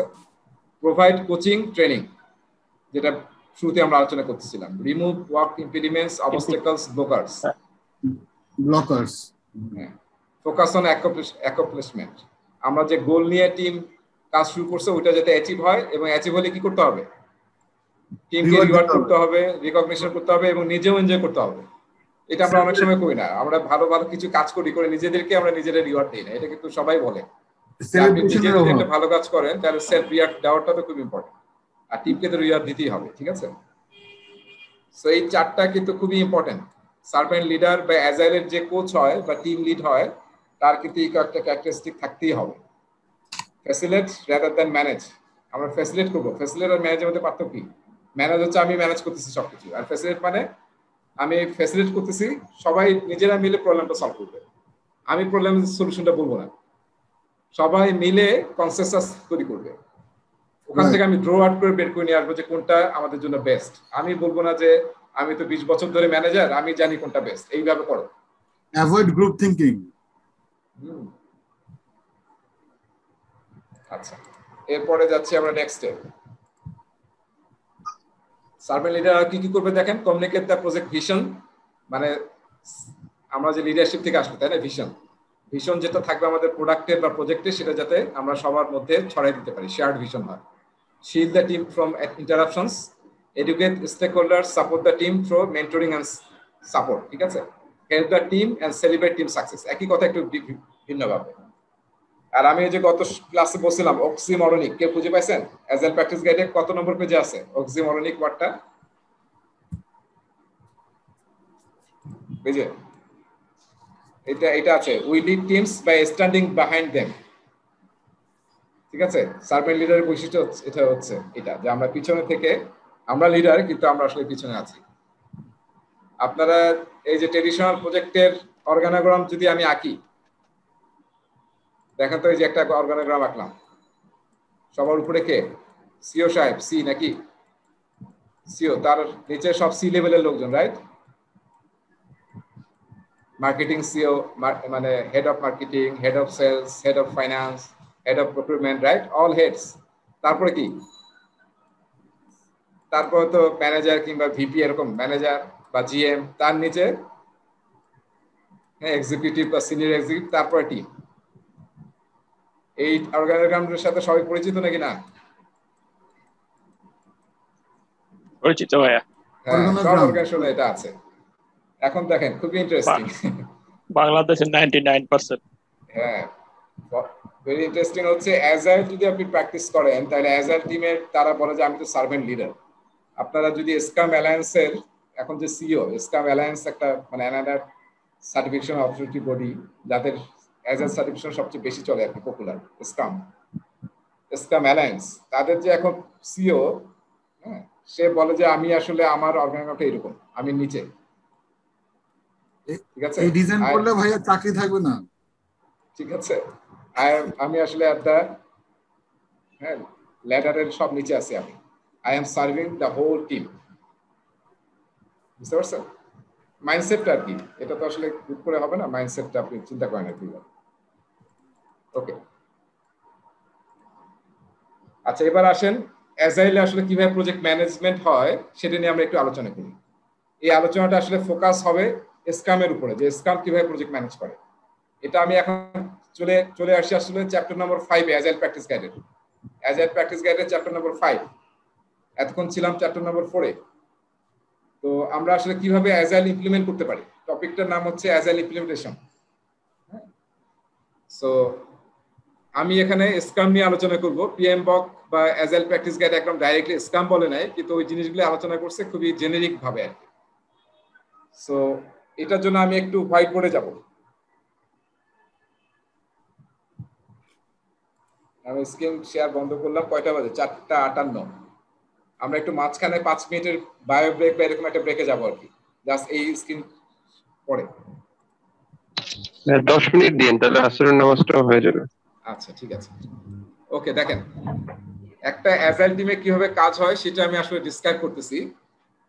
ডিসক্রাইব করার পরে আপনাদেরকে আমি একটা কাজ দেব যে আপনারা নিজেরাও যাতে এটা বুঝতে পারেন, কারণ এটা বোঝাটা খুব ইম্পর্টেন্ট। কারণ আমরা যখন স্টুডেন্ট ম্যানেজার শুরু করবো, স্টুডেন্ট ম্যানেজার বিভিন্ন জায়গায় অ্যাজাইলের বিভিন্ন জিনিস আসবে। তো আজকে যে আমি আলোচনা করতেছি এটা যদি বুঝতে পারেন যে আসলে অ্যাজাইল প্রজেক্ট ম্যানেজমেন্ট কিভাবে করা হয়, অ্যাজাইলে প্রজেক্ট ম্যানেজমেন্ট, তাহলে আসলে আমরা ইজিলি যে কোনো টপিকই ইন্টারপ্রেট করতে পারবো। আচ্ছা, আমরা যে কোনো প্রজেক্ট করার সময় কি করি? প্রথম কাজ কি? প্রথম কাজ হচ্ছে রিকোয়ারমেন্ট কালেক্ট করা এবং যে প্রোডাক্টটা বা সার্ভিসটা তৈরি করবো সে ডেলিভারি দেওয়া, তাই না? Project life cycle, right?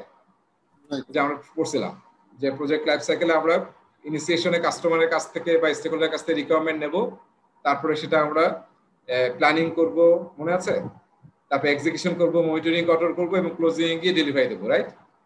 So এবং ট্রেডিশনাল প্রজেক্টে এটা খুবই লম্বা সময় আর কি জেনারেলি।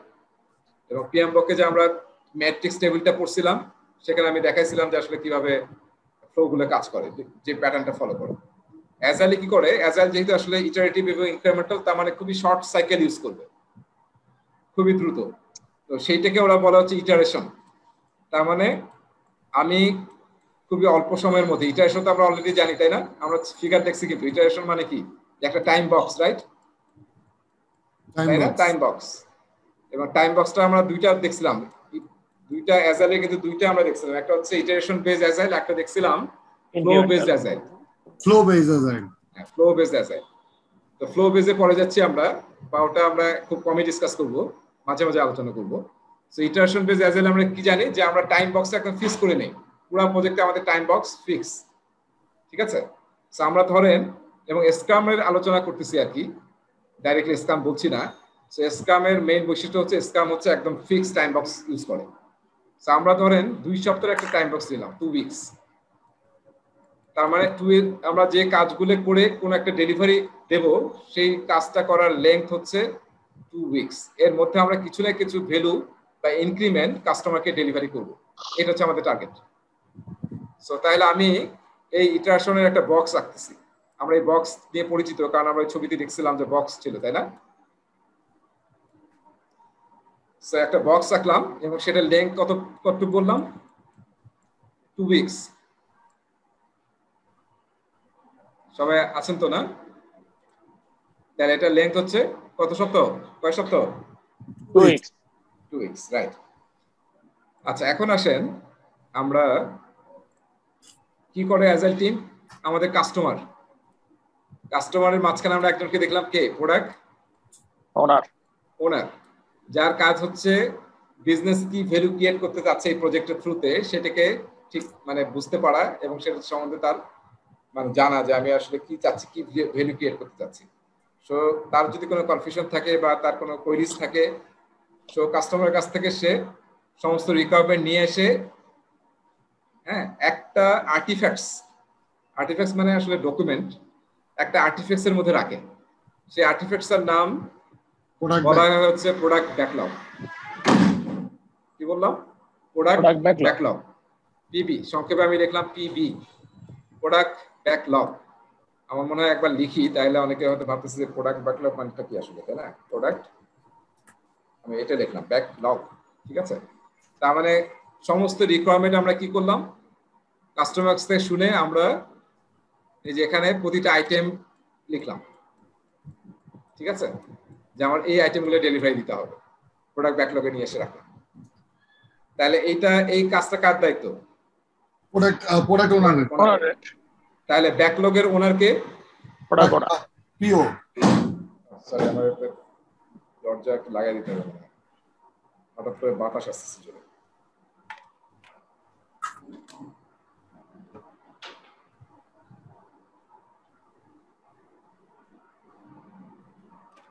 ওকে, ফারহানা, রায়হানা বোধহয় কি বাইরে ছিলেন নাকি, না এখনো বাইরে আছেন? বাইরে। আচ্ছা, ঠিক আছে। এই অংশটা আমি সবার খুব একটু মনোযোগ চাচ্ছি, আমার মনে হয় 5-7 মিনিট লাগবে। হ্যাঁ, আচ্ছা, তাহলে দেখেন আমরা জানি যে অ্যাজাইল টিমে তিনজন থাকে, তাই না? প্রোডাক্ট ওনার, স্ক্রাম মাস্টার কিংবা হচ্ছে টিম লিড এবং হচ্ছে টিম। তাহলে আমরা কি কি কাস্টমার চাচ্ছে সেটা প্রোডাক্ট ব্যাকলগে রেখে দিলাম। এটা আমার পুরো প্রজেক্টের ব্যাকলগ, ঠিক আছে? যা যা করব সব আইটেম এখানে থাকবে। এখন আমরা কি করি, যখন একটা টাইম বক্স শুরু হয়, হ্যাঁ, তখন আসলে আমরা 4টা ইভেন্ট করি টাইম বক্সের মধ্যে। কয়টা ইভেন্ট? 4টা ইভেন্ট করি। এই 4টা, এটাকে 4টা ইভেন্ট বলা হয় কিংবা 4টা সিরিমনি বলা হয়, সিরিমনিজ বলা হয় আর কি। হ্যাঁ, সিরিমনিজ। অ্যাজাইল টিম কিছু মানে একটু যে গেমিং টাইপ, একটু ফান টাইপ টার্ম ইউজ করে আর কি। হ্যাঁ, তাহলে 4 ইভেন্টস অথবা 4 সিরিমনিজ। তো প্রথম ইভেন্টটা কি? প্রথম ইভেন্টটাকে বলা হয়, আমি টেক্সটে লিখি তাহলে বেটার হবে, সেটা হচ্ছে ইটারেশন প্ল্যানিং, ঠিক আছে? আমি ইভেন্টগুলোর নাম লিখে ফেলি। তারপরে হচ্ছে আপনার ডেইলি স্ট্যান্ড আপ। 3 নম্বর হচ্ছে ইটারেশন রিভিউ। হ্যাঁ, ইটারেশন রিভিউ বা ইটারেশন রিভিউ, বা এটা আরেকটা নামও আছে ডেমো। হ্যাঁ, ডেমো বা ডেমনস্ট্রেশন কিংবা স্প্রিন্ট রিভিউ। স্প্রিন্টটা আসলে একদম স্ক্রামের শব্দ, স্ক্রাম এটাকে স্প্রিন্ট বলে। আর যে আমরা ইটারেশন প্ল্যানিং বললাম, ইটারেশন প্ল্যানিং এটাকে স্ক্রামে বলা হয় স্প্রিন্ট প্ল্যানিং। এই টার্মগুলো একটু জেনে রাখেন, কারণ পরীক্ষায় অনেক সময় এটাও চলে আসতে পারে।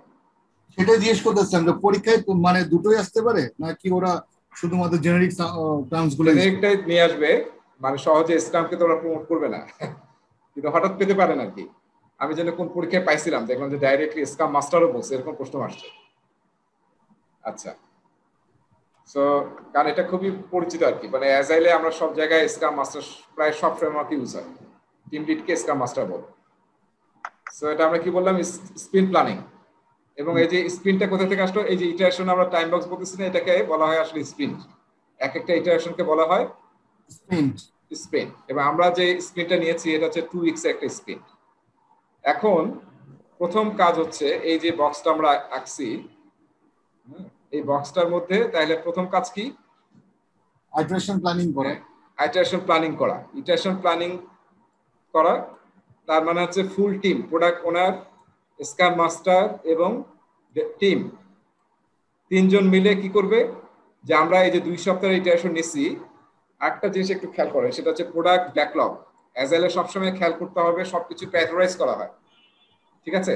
লো প্রায়োরিটির কাজ কখনো করা হয় না, করা হয় পরে। সবার আগে কি করা হবে, ওই যে মনে আছে সিম্পলিসিটি, ম্যাক্সিমাইজিং, হ্যাঁ, নট ওয়ার্ক ডান। তার মানে কি অলওয়েজ প্রায়োরিটাইজ করতে হবে টপ ভ্যালু কাজ কোনটা, যেটা আমার বিজনেসে সবচেয়ে বেশি ভ্যালু ক্রিয়েট করবে।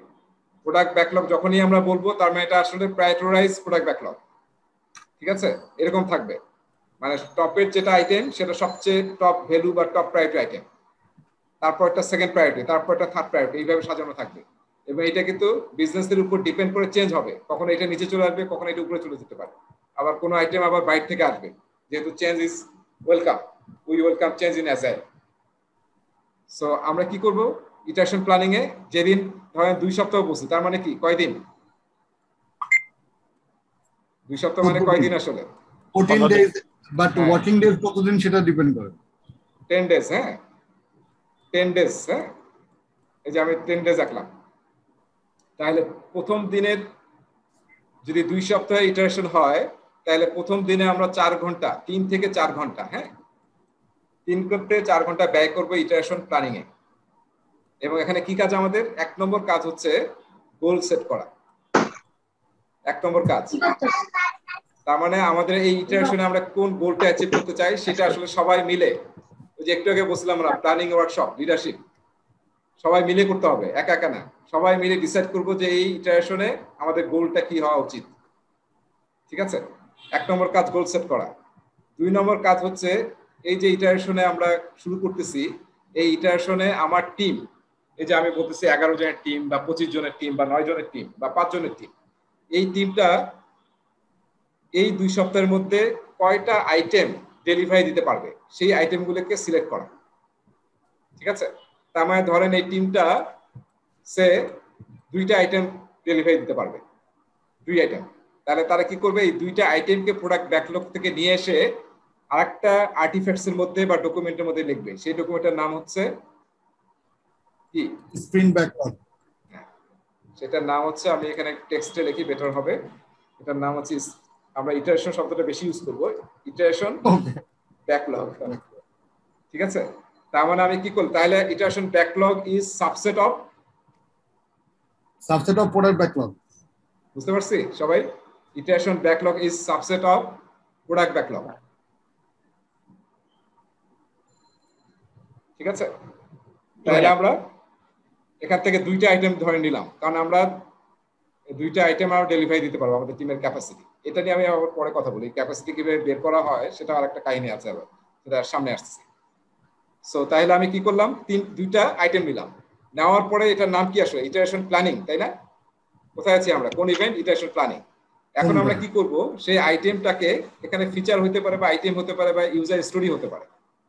ইউজার স্টোরি মানে হচ্ছে আমরা বলছিলাম বোধহয় যে আমরা কাস্টমারের কাছ থেকে স্টোরি আকারে রিকোয়ারমেন্ট গুলোকে কালেক্ট করি, স্টোরি আকারে একটা বিশেষ ফরম্যাট আছে, সেটা নিয়ে আমরা দেখবো সামনে। সো আমরা খুব সিম্পলিসিটির জন্য মনে রাখি যে কি কি ফিচার দেবো বা কি কি আইটেম দেবো, সেই আইটেমগুলো আমরা এখান থেকে নিয়ে 2টা আইটেম নিয়েছি। এখন আমরা কি করি, এই আইটেম 2টার প্ল্যানিং করি, যে আইটেম 2টা ডেলিভারি করতে আমাদের কি কি কাজ করতে হবে, হ্যাঁ, তারপরে কে কোনটা করবে, এটা এইভাবে বললে একটু ভুল হয়ে যাবে। মেইনলি করি হচ্ছে আমরা যে কাজগুলোকে ব্রেকডাউন করে স্মলার কম্পোনেন্ট বানাই, এবং এটা এই কম্পোনেন্ট গুলোকে করতে কি কি কাজ করতে হবে সেগুলোকে আমরা আইডেন্টিফাই করি। তো সেটা হচ্ছে ইটারেশন প্ল্যানিং। সো যখন আমাদের ইটারেশন প্ল্যানিং শেষ হয়ে গেল, 3 এবং 4 ঘন্টা, এর বেশি কিন্তু নেওয়া যাবে না, একদম টাইম বক্স। একটা জিনিস মনে রাখতে হবে, অ্যাজাইলে এভরিথিং ইজ টাইম বক্স। এই ইটারেশন প্ল্যানিং এর সময় হচ্ছে 3 থেকে 4 ঘন্টা, এর চেয়ে বেশি না। 4 ঘন্টার মধ্যে যদি না পারেন তাহলে কি করবেন? প্ল্যানিং আপনার 4 ঘন্টার মধ্যে হয় নাই, তাহলে কি হবে? কারণ মাথায় কিছু আসে? পার্কিং লটে পাঠিয়ে দিব। পার্কিং লট, নতুন ওয়ার্ড। আচ্ছা, কি করা যায় তাইলে? আমাদের প্ল্যানিং কমপ্লিট করতে হবে, তাই না? আচ্ছা দেখেন, আমাদের কিন্তু একটা জিনিস মনে রাখতে হবে, যেহেতু সব টাইম বক্স, তার মানে সবার আগে প্রায়োরিটি দিতে হবে। ব্যাপারটা এরকম যে আমরা সেই পরিমাণে আইটেমই নেব যেটার প্ল্যানিং আমি 3-4 ঘন্টার মধ্যে শেষ করতে পারি। ঠিক আছে, এর চেয়ে বেশি আইটেম নেবো না। তার মানে কি, আমি প্ল্যানিং এ শেষ করতে পারছি না, তাহলে কাজ করবো কিভাবে? হ্যাঁ, অন্য সময় কিন্তু প্ল্যানিং করা যাবে না। দেখেন, খুবই মানে স্ট্রিক্ট। আচ্ছা, তাহলে আমরা এমন পরিমাণ আইটেম নেব যেটা আমরা এই 3-4 ঘন্টার মধ্যে আমরা ব্রেকডাউন করতে পারবো, প্ল্যান করে ফেলতে পারবো ফুল, সেই পরিমাণ আইটেম আমরা নেব। কিন্তু এমন ইউজার স্টোরি তো আসতে পারে যেটা সম্বন্ধে আমাদের আইডিয়া নাই, সো সেটা তো টাইম বেশি লাগতে পারে। সবগুলো তো আমাদের পরিচিত হবে তা তো না। আমরা আসলে আমি জেনারিক আলোচনা করব, কোনো বিশেষ কেস নিয়ে যাব না। ওকে, জেনারিক ইয়াটাই দরকার আমার। আর এগুলো প্রশ্ন আমরা পরে করতে পারবো। মানে আমাদের একটা কনফিউশন আসছিল এই দিস ওয়ে। ওকে, কারণ এটা অনেকগুলো মত আছে আবার, যেমন আমি একটা বললাম, আবার অনেকে হয়তো বলতে পারে যে আমরা পরে প্ল্যানিং করবো, যেটুকু করতে পারছি যেটুকু করতে পারিনি পরে প্ল্যানিং করবো। এটা আসলে ট্রু স্ক্রাম টিমে পরে প্ল্যানিং এর আর কোনো সময় দেওয়া হয় না আর কি। তবে একটা আছে, একটা শব্দ আছে, সেটাকে বলা হয় ইন্টারাপ্ট বাফার। এটা নিয়ে আমাদের কোনো মানে তো নাই, অ্যাজাইল প্র্যাকটিস গাইডেও নাই। ইন্টারাপ্ট বাফার মানে আমরা 10% টাইম বা এরকম কিছু একটা টাইম রেখে দিই, যদি কোনো ইন্টারাপশন হয়, নতুন কোনো এমার্জেন্সি কাজ চলে আসলো, তাহলে আমরা কিভাবে সেটা করবো? আমার টিম তো ফুল ব্যস্ত এই ইটারেশন ব্যাকলগ নিয়ে, কিন্তু এমন একটা কাজ আসছে যেটা খুবই এমার্জেন্সি, সেটা করার জন্য তো সময় দিতে হবে। হ্যাঁ, 2 সপ্তাহে যদি আমরা প্ল্যান করে ফেলি তাহলে কিন্তু আর কোনো সময় থাকবে না। এই জন্য অনেক টিম প্র্যাকটিস করে কি, যে 10% টাইম ওরা বাইরে রেখে দেয়। টোটাল কত ঘন্টা আমরা দেখতেছি? 40 ঘন্টা, তাই না? তার মধ্যে 10% কত? 4 ঘন্টা। এই যে আমি 10% বলতেছি, এটা কোনো বেস্ট প্র্যাকটিস না। এটা আসলে ডিপেন্ড করে আগের কোনো ইটারেশন থেকে, দেখা যায় আগের কয়েকটা ইটারেশনে আসলে কত ধরনের ইন্টারাপশন হয়েছে, সে তার উপর বেস করে একটা এভারেজ টাইম রাখা। আচ্ছা, তাহলে দেখেন কি করলাম আমরা। প্ল্যানিং শেষ হয়ে গেল। প্ল্যানিং শেষ হওয়ার পরে কি, দিনের তো 8 ঘন্টা, 4 ঘন্টায় প্ল্যানিং শেষ, তাহলে বাকি 4 ঘন্টা কি করব?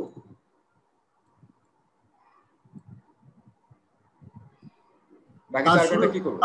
কাজ শুরু করব। হ্যাঁ, কাজ শুরু করে দেবো আমরা। ঠিক আছে, 4 ঘন্টা শেষ, আমরা কাজে চলে যাব, কাজ শুরু করে দেবো। আচ্ছা, এখন কাজ শুরু হয়ে গেল, আমরা কি করতেছি? যে আইটেমগুলো নিচ্ছি সেই আইটেমগুলো আমরা ডেভেলপ করতেছি, তৈরি করতেছি। আমরা এক্সিকিউশনে চলে গেছি। প্ল্যানিং শেষ, আমরা এক্সিকিউশনে চলে গেছি। এখন প্রতিদিন আসলে আমরা স্ট্যাটাস নেব। সেইটার জন্য প্রতিদিন, এই যে প্রতিদিন আমি একটু এরকম সার্কেল আঁকি, এই যে এরকম, এটা আপনারা অনেক সার্চ দিলেই পাবেন, অ্যাজাইল বা স্ক্রাম দিয়ে যদি সার্চ দেন এরকম একটা সার্কেল পাবেন। প্রতিদিন দেখবেন এটাকে বলা হয় ডেইলি স্ট্যান্ড আপ।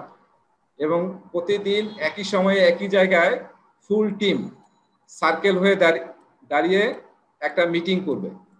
সেই মিটিংটার নাম হচ্ছে ডেইলি স্ট্যান্ড আপ। কেন স্ট্যান্ড আপ বলা হচ্ছে? কারণ মিটিংটা দাঁড়ায়া হবে, বসে না। বুঝতে পারছি? মিটিংটা হবে দাঁড়ায়া।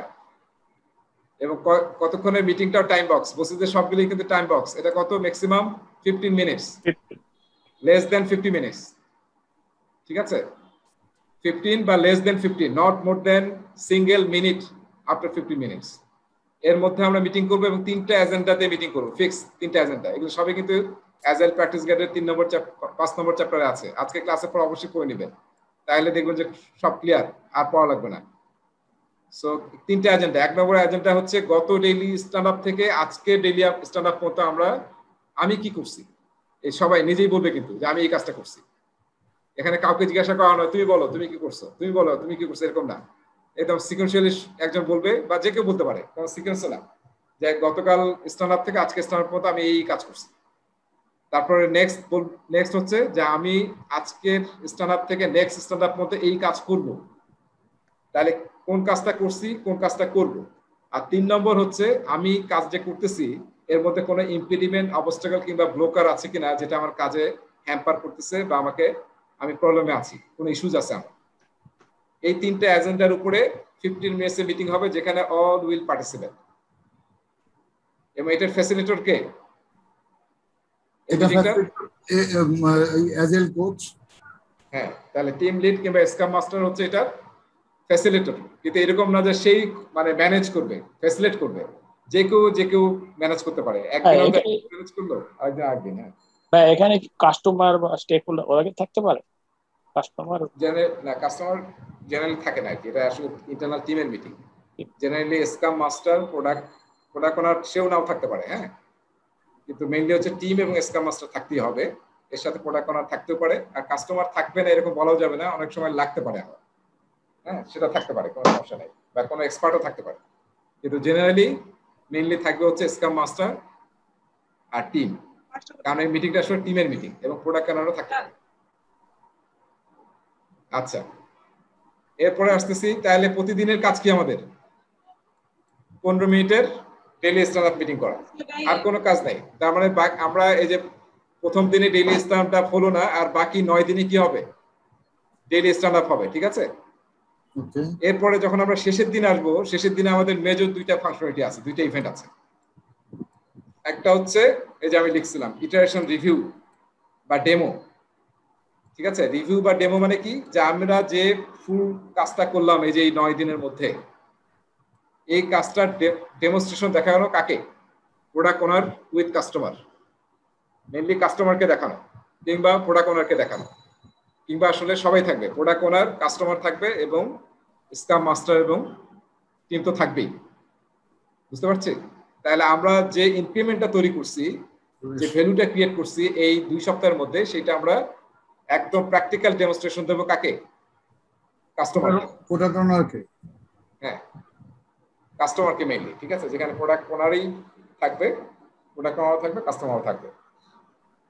আচ্ছা, এখন দেখেন কেন করতেছি আমরা, আমরা যতটুকু আমরা ডেভেলপ করছি কুইকলি ফিডব্যাক নেওয়া, এবং ওই যে এখানে দুইটা কথা আমি ভুলে গেছি। এখানে যখন আমরা প্ল্যানিং করি তখন দুইটা জিনিস ঠিক করি আমরা, একটাকে বলা হয় ডেফিনেশন অফ রেডি, DOR, একটা হচ্ছে ডেফিনেশন অফ রেডি, তার মানে হচ্ছে DOD। হ্যাঁ, ডেফিনেশন অফ রেডি মানে হচ্ছে যে আমরা যে প্রতিটা আইটেম নিলাম, আইটেম নিয়ে প্রতিটা আইটেমে যদি কোনো কনফিউশন থাকে, কোনো প্রশ্ন থাকে, কোনো কোয়েরিজ থাকে, কাকে জিজ্ঞাসা করবে? টিম, মেইনলি প্রোডাক্ট ওনারকে, পিওকে জিজ্ঞেস করবে। হ্যাঁ, পিওকে জিজ্ঞাসা করবে যে আমরা তো এই আইটেমটা বুঝতে পারছি না, বা এই আইটেমটা আসলে ডিটেইলটা কি, এটাতে কি চাচ্ছে, ওটা দেখি যত কনফিউশন আছে এই ইটারেশন প্ল্যানিং এ সব কোশ্চেনের অ্যানসার দেওয়ার জন্য রেসপন্সিবল হচ্ছে প্রোডাক্ট ওনার, ঠিক আছে? Not scrum master. আর ট্রেডিশনাল প্রজেক্ট ম্যানেজারকেও তো আমরা এটা করতাম, কিন্তু এটা কে করবে এখন? Product owner. এখন প্রোডাক্ট ওনার এরকম না যে সব প্রশ্নের জন্য সে একদম সব জানতা, এটা আসলে পসিবল না। তো তার হয়তো কোনো এরকম প্রশ্ন এরকম হতে পারে যেটা অ্যান্সার সে এই মুহূর্তে যায় না, কাস্টমারের সাথে কনসাল্ট করতে হবে, সো সেটা সে পয়েন্ট আউট করে নেবে। হ্যাঁ, পরে ইভেন এরকম হতে পারে প্রোডাক্ট ওনার হয়তো কাস্টমারকে টিম চাচ্ছে যে আমরা ডাইরেক্টলি কাস্টমারের সাথে কথা বলবো, তখন scrum master with product owner communicate করে এই কাস্টমারের সাথে টিমকে বসায় দিবে, ঠিক আছে? সো যে কোনো ফ্যাসিলিট হবে আসলে স্ক্রাম মাস্টারের থ্রুতে, কিন্তু যদি টিম চায় যে আমি কাস্টমারের সাথে কথা বলতে চাই, সেটা আসলে কমিউনিকেট করবে প্রোডাক্ট ওনার, এবং স্ক্রাম মাস্টার ফ্যাসিলিটেট করবে হচ্ছে স্ক্রাম মাস্টার। আচ্ছা, তাহলে আমরা কি করলাম দেখেন, ডেফিনেশন অফ রেডি মানে হচ্ছে কোনো কনফিউশন, কোনো কোশ্চেন্স যেটা আমার কাজটা করতে বাধা করবে বা আমি বুঝতেছি না, একদম যতক্ষণ সব ক্লিয়ার হয়ে যাবে, আর কোনো সন্দেহ নাই, আমি বুঝে ফেলছি যে এটাই আমার কাজ, সেটাকে বলতেছি আমরা definition of ready. That means আমার টিম এখন রেডি টু গো, কাজ করতে রেডি এখন। আর এর সাথে সাথে আমরা আরেকটা জিনিস তৈরি করি, সেটাকে বলা হয় ডেফিনেশন অফ ডান। খুবই ইম্পর্টেন্ট। ডেফিনেশন অফ ডান মানে হচ্ছে, জাস্ট আমরা মনে রাখি, সেটা হচ্ছে যে আমার যে কাজটা ডেলিভারি করে এখানে কাস্টমারকে দেখাবো, কাস্টমার ভেরিফাই করতে হবে না যে এটা আসলে ঠিক হয়েছে কিনা, ইন্সপেকশন এন্ড অ্যাডপশন। হ্যাঁ, কাস্টমারকে তো অ্যাকসেপ্ট করতে হবে যে হ্যাঁ এটা ঠিক হয়েছে। সেটা কিভাবে? আমরা কিছু ম্যাট্রিক্স সেট করব।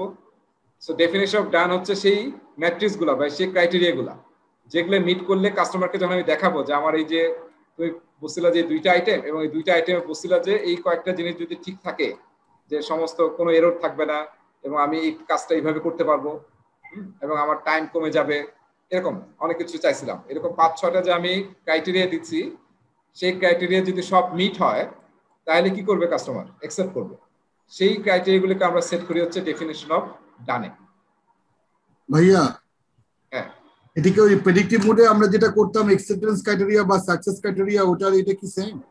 হ্যাঁ, ট্রেডিশনাল প্রজেক্টে আমরা এটা বলি অ্যাকসেপ্টেন্স ক্রাইটেরিয়া, মানে কাস্টমার যে অ্যাকসেপ্টেন্স ক্রাইটেরিয়া দেখে প্রোডাক্টটাকে অ্যাকসেপ্ট করবে, সেটাকে আমরা বলতেছি acceptance criteria. Thank you.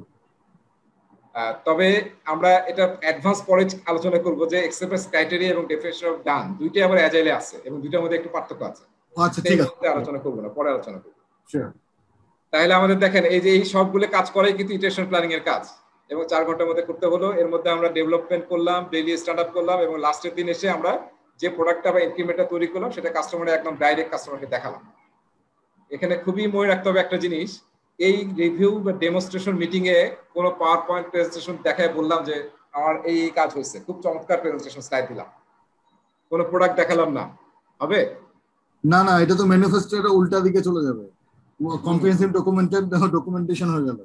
Working software আমাদেরকে কিন্তু ওয়ার্কিং প্রোডাক্ট দেখাতে হবে, নট এনি প্রেজেন্টেশন স্লাইড, যেটা আমরা ট্রেডিশনাল প্রজেক্টে দিনের পর দিন প্র্যাকটিস করে আসছি।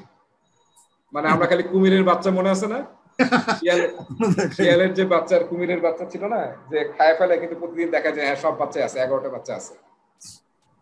তো এরকম যাতে না হয় আমরা একদম ওয়ার্কিং প্রোডাক্ট দেখাতে হবে। তাহলে এখানে আমরা কাস্টমারের ফিডব্যাক নেব এবং কাস্টমার যদি দেখে definition of done is okay, তাহলে কি হবে, অ্যাকসেপ্টেড হয়ে যাবে এবং এটা আমরা কি করব, ডেলিভারি দিয়ে দেবো কাস্টমারকে।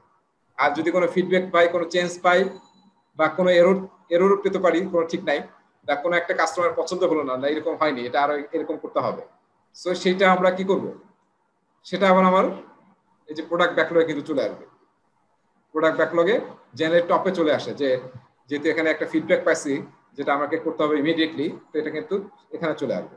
তাহলে এখানে আসলে আমরা কি করতেছি, আসলে আমরা প্রোডাক্ট সার্ভিস বা ডেলিভারেবল যেটা তৈরি করছি সেইটার ইমপ্রুভমেন্ট নিয়ে কথা বলতেছি এই জায়গাটা, ঠিক আছে? খুব ইম্পর্টেন্ট মনে রাখেন, এটা আমরা কি করতেছি, যে প্রোডাক্ট বা ডেলিভারেবল তৈরি করছি সেটার improvement, performance, KPI, definition of done, এগুলো নিয়ে কথা বলতেছি, ঠিক আছে? এটা কতক্ষণ এখানে ইনস্পেকশন থাকবে না? হ্যাঁ ইনস্পেকশন, হ্যাঁ এটা প্রোডাক্টের ইনস্পেকশন, এটা ইনস্পেকশনই তো হচ্ছে, মানে দেখানো মানেই তো মেইন ইনস্পেকশন ভিতরে হবে, মানে টিমের ইনস্পেকশন যেগুলো বিভিন্ন টেস্টিং গুলো তো আমরা করবো এবং আমরা তো অবশ্যই ডেফিনিশন অফ ডান শেষ করে এখানে দিয়ে আসবো। ডেফিনিশন অফ ডান সব মিট করতে পাই নাই, তার আগে এখানে এসে লাভ আছে, তাই তো এর ধরাই পড়বে, তার আগে সবই করে ফেলতে হবে। এই জন্য আসলে অ্যাজাইলে কয়েকটা যে প্র্যাকটিস হয়, একটা হচ্ছে test driven development. Test driven development মানে আমরা আগে টেস্ট লিখি, তারপর হ্যাঁ কোড লিখি, তারপর এটিডিডি আছে, এটিডিডি মানে এতে কি হয়, অ্যাকসেপ্টেন্স টেস্ট ড্রিভেন ডেভেলপমেন্ট। আরটা আছে বিডিডি, এগুলো কিন্তু আপনার 5 নম্বর চ্যাপ্টার আছে, বিডিডি। আরটা আছে এফডিডি। হ্যাঁ, সো এফবিডি মানে হচ্ছে মানে বিডিডি মানে হচ্ছে বিহেভিয়ার ড্রিভেন ডেভেলপমেন্ট। সো এগুলা কিন্তু সবগুলো ডেফিনেশন একটু জানতে হবে, আমরা হয়তো বিভিন্ন জায়গায় আলোচনা করবো, তখন ক্লিয়ার হবে। হ্যাঁ, এখন যাচ্ছি না কারণ অনেক কথা বলে ফেলতেছি আমি, যেগুলো আসলে জানি না কতটুকু মনে রাখতে পারতেছেন। এবার লাস্টে আসি, আমি লাস্ট কথায় আসি। তাহলে আমাদের কি ইভেন্ট হয়ে গেল কোনটা, দেখেন ইটারেশন রিভিউ করে ফেললাম আমরা। লাস্ট যেটা ইভেন্ট সেটাকে বলা হয় রেট্রোস্পেক্টিভ। মনে আছে একটা প্রিন্সিপাল ছিল, লাস্ট প্রিন্সিপাল মনে আছে কারো অ্যাজাইলের? হ্যাঁ, যে আমরা ইন্সপেক্ট এন্ড অ্যাডাপ্ট করব, তাই না, যাতে কন্টিনিউয়াসলি ইমপ্রুভমেন্ট করতে পারি, রেসপন্ড টু দ্য চেঞ্জ। হ্যাঁ, যখন আমাদের প্রোডাক্টের ইন্সপেকশন শেষ হয়ে গেল, প্রোডাক্ট নিয়ে কাস্টমার দেখে ফেললো, কাস্টমার চলে যাবে। হ্যাঁ, লাস্টেরটা তো ছিল চেঞ্জিং কি জানি পান, এরকম মনে হয়।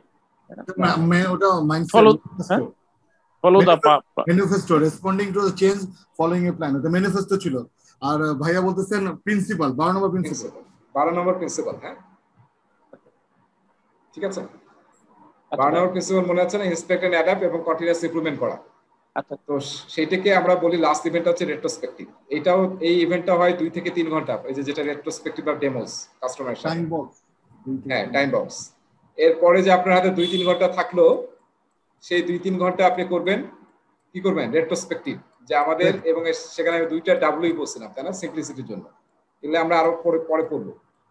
What went well, what went রং, সেটা আইডেন্টিফাই করা। তার মানে কি, এটা এখানে কিন্তু আমরা প্রোডাক্টের আইডেন্টিফাই করবো না, প্রোডাক্টের সব ইন্সপেক্টর এখানে শেষ। এখানে কি করব, প্রসেসের, পলিসির, প্রসিডিউর, অ্যাক্টিভিটিস এবং আমার টিমের পারফরমেন্সের, এবং আমি কিভাবে ইমপ্রুভমেন্ট করতে পারি, টিমের প্রোডাক্টিভিটি কিভাবে বাড়ানো যায়। সেই জায়গায় কিন্তু আর কাস্টমার থাকবে না, কাস্টমার এখানে শেষ, কাস্টমার এখান থেকে চলে যাবে। তারপরে ভাই আমি যদি এইটা নাও করি তারপরেও তো কাস্টমার তাদের প্রোডাক্টের যে ক্রাইটেরিয়া সেটা মিট করতেছে, তাই তো? হ্যাঁ হ্যাঁ, এটা আমার টিমের জন্য করতেছে, এটা তো এখানে তো শেষ, কাস্টমারের সাথে কাজ শেষ হবে। এখন আমাদের তো কন্টিনিউয়াসলি ইমপ্রুভ করতে হবে। আমাদের প্রোডাক্ট সব আইটেম হয়তো নিয়েছিলাম, এখানে 2টা আইটেম, দেখা গেলো আমি সে 2টা আইটেম দিতে পারিনি, হয়তো একটা আইটেম সাকসেসফুল দিতে পারছি। হাফ ডান কোনো কাজ কিন্তু অ্যাজাইলে সেপারেট না। আপনি হয়তো 1.5%, এটা 1.5 তো কাস্টমারকে দেখালে কোনো লাভ না হবে না, আসলে আপনাকে দেখাতে হবে যেটা ফুললি কমপ্লিট হয়েছে। বাকি যে আপনার 0.5 হলো না, তাহলে কিভাবে আমরা ইমপ্রুভ করতে পারি, এই জিনিসগুলো এখন আপনাদের আলোচনা করব। আচ্ছা আচ্ছা, ভাই এই জন্য কি ওখানে ইটারেশন আর ইনক্রিমেন্টাল ইয়েটা আছে, সংজ্ঞাটা যে ফিনিশ একটা ওয়ার্ড আছে, ফিনিশ। হ্যাঁ এই কারণে না? আচ্ছা আচ্ছা, ফিনিশ প্রোডাক্ট বা ফিনিশ কিছু দেখাতে হবে, ফিনিশড আনফিনিশড এরকম কোনো কিছুই অ্যাকসেপ্টেড না, বুঝছেন? সেটা হবে না যে হাফ ডান। এই যে আমরা তো বোধহয় জানি ম্যানেজমেন্ট কনসেপ্ট, এখন আমরা জানি যে focus one task at a time, তাই না? Focus one task at a time. আমরা আগে মাল্টিটাস্কিং বলতাম, যে আমি খুব মাল্টিটাস্কার, আছে না, যে আমি একসাথে এতগুলো কাজ করি। সেইটা কিন্তু কোনো প্রোডাক্টিভ কাজ না, সবই হাফ ডান থেকে যায় এবং এটা দিন শেষে কিছু হয়নি। এই জন্য দেখবেন যে বইও আছে, একটা বই আছে, পড়ছেন কিনা সবাই বা কেউ পড়ছেন কিনা, ফোকাস নামে একটা বই আছে, ফোকাস, রাইট? হ্যাঁ, বা অনেক বক্তৃতা শুনবেন, মানে you have to focus one task at a time. না হলে আপনি যদি সব জায়গায় কামড়ানো কিছু করেন, দেখবেন যে কোনো কিছু হচ্ছে না। ঠিক আছে, এই জন্য অ্যাজাইল কি করে, যে এখানে প্র্যাকটিস করতেছে কেন, যাতে আমরা ফোকাস হই, টপ কোনটা কাজ সেটাতে ফোকাস। যে 2টা কাজ নিলাম, বাকিগুলো নিয়ে এখন চিন্তা করার সময় নাই, আমি এখন এই 2টা কাজ ফোকাস। ঠিক আছে, এবং যখন যেটা করতেছি তখন সেটাতে ফোকাস, এর বাইরে আমরা যাবো না। তাহলে আসলে আলটিমেটলি দিন শেষে দেখা যাবে সব হাফ ডান কাজ, যেটা কাস্টমারকে দেখানোর কিছু থাকবে না। অলরাইট, তাহলে রেট্রোস্পেক্টিভ বা এটা সংক্ষেপে বলা হয় রেট্রো, বুঝতে পারছি?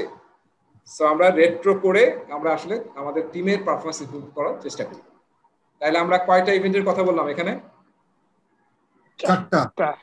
4টা। আর সবচেয়ে বড় যেটা ছিল, যেটাকে আমি বক্স হিসেবে কাউন্ট করলাম, সেটা হচ্ছে ইটারেশন বাই স্পিন। এই স্পিন মিলে 5টা ইভেন্ট আসলে। ঠিক আছে, ইটারেশন একটা নিজেই ইভেন্ট, আর বাকি 4টা। ঠিক আছে, একটা শুরুতে করতে হয়, একটা প্রতিদিন করতে হয়, একটা লাস্টের, 2টা লাস্টের দিতে। ঠিক আছে, আর আর্টিফ্যাক্টস কয়টা দেখলাম আমরা? একটা দেখলাম হচ্ছে প্রোডাক্ট ব্যাকলগ, একটা আর্টিফ্যাক্টস কি দেখলাম? আইটারেশন ব্যাকলগ বা স্পিন ব্যাকলগ। আর আরেকটা আর্টিফ্যাক্টস আছে, যেটা হচ্ছে আমি যে ইনক্রিমেন্টটা তৈরি করলাম এখানে, সেই ইনক্রিমেন্টটাকেও স্ক্রাম বলে হচ্ছে পোটেনশিয়ালি রিলিজেবল ইনক্রিমেন্ট, পিআরআই বলে আর কি। এবং ওটাকে ওরা আর্টিফ্যাক্টস বলে, যে আপনি ওয়ার্কিং সফটওয়্যারটা বা ওয়ার্কিং প্রোডাক্টটা তৈরি করলেন, ওটাও একটা আর্টিফ্যাক্টস। তো আসলে 3টা আর্টিফ্যাক্টস, একটা হচ্ছে প্রোডাক্ট ব্যাকলগ, একটা হচ্ছে ইটারেশন ব্যাকলগ, একটা কি ইনক্রিমেন্ট। আর পিআরআইটা দরকার নাই, আপনার শুধু ইনক্রিমেন্ট মনে রাখলে হবে, ইনক্রিমেন্ট যেটা আমি তৈরি করলাম। আর্টিফ্যাক্টসের নামটা কি ভাইয়া? ইনক্রিমেন্ট। আর্টিফিশিয়াল নাম তো ইনক্রিমেন্ট হতে পারে। হ্যাঁ, ওইটাই আপনি ওইটাই মনে রাখেন আর কি, যে ইনক্রিমেন্ট কিংবা রিলিজেবল ইনক্রিমেন্ট, বা অনেক সময় আমরা আরেকটা শব্দ ইউজ করি, এমভিপি ইউজ করি, মিনিমাল ভায়াবল প্রোডাক্ট, এটাও ইউজ করি। ওটা নিয়ে পরে কথা বলবো, এমভিপি নিয়ে। আচ্ছা, তাহলে এই হচ্ছে প্রসেস। দেখেন তাহলে কি হলো, আমরা একটা ইটারেশনে, এটা ছিল আমাদের একটা ইটারেশন, এই ইটারেশন শেষে গিয়ে আমরা একটা ইনক্রিমেন্ট তৈরি করলাম, তার মানে এটা এখন শেষ। তাহলে কি করবো আমরা এখন, নেক্সট কাজ কি? আরেকবার ভাই একটু রিপিট করলে ভালো হয়। প্রোডাক্ট ব্যাকলগ, ইটারেশন ব্যাকলগ, আরেকটা কি বললেন? ব্যাকলগ হচ্ছে artifact. Artifact increment. Oh sorry, ঠিক আছে, পোটেনশিয়ালি রিলিজেবল ইনক্রিমেন্ট আর কি। হ্যাঁ, যেটা পোটেনশিয়ালি রিলিজ করা যাবে কাস্টমার এন্ডে। আচ্ছা, তাহলে এটা হচ্ছে ফ্লো। তার মানে একটা হয়ে গেল, তাহলে 2টা আইটেম শেষ, বা ধরেন হয় নাই কিছু একটা, তাহলে কি করবো নেক্সট বার? আবার নেক্সট ইটারেশন যখন শুরু হবে, তখন আমরা কি আবার হয়তো একটা বা 2টা আইটেম নিয়ে এসে আবার একইভাবে প্রসেস চলতে থাকবে। প্রতিটা ইটারেশন পরে আমরা ইনক্রিমেন্ট দিতে থাকবো। এইভাবে আসলে পুরো কাজটা চলতে থাকবে অ্যাজাইল।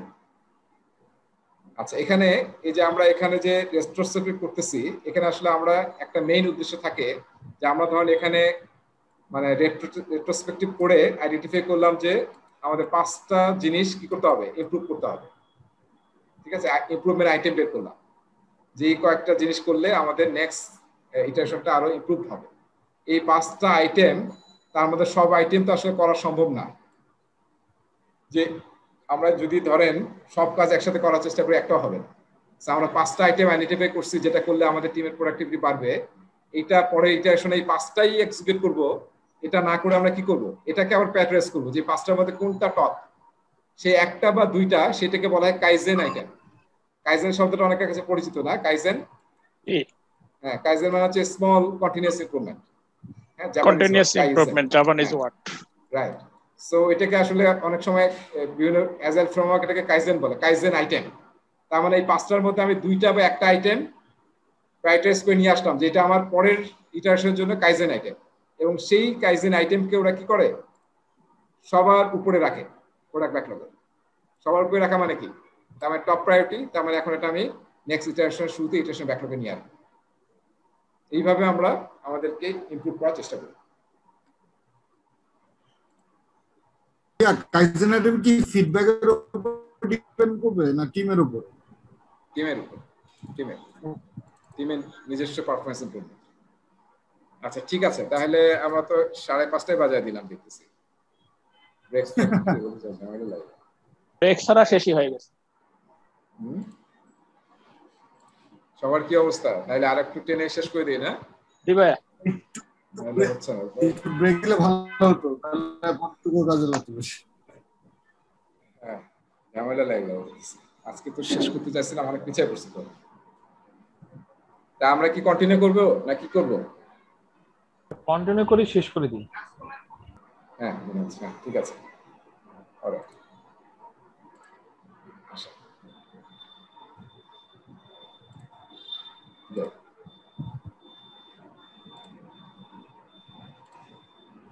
তাহলে দেখেন, আমরা এই কথাগুলো আলোচনা করলাম আসলে খুবই ইয়াভাবে। একটা হচ্ছে ওই যে ব্যাকলগ প্রিপারেশন করে আমরা প্রোডাক্ট ব্যাকলগে রাখি, iteration by sprint, iteration planning, তারপরে ডেইলি স্ট্যান্ড আপ বললাম, ডেমনস্ট্রেশন বললাম, একটা বললাম রেট্রোস্পেক্টিভ, যেখানে আমরা আসলে হোয়াট ওয়েন্ট রং বা হোয়াট ওয়েন্ট অল বের করি।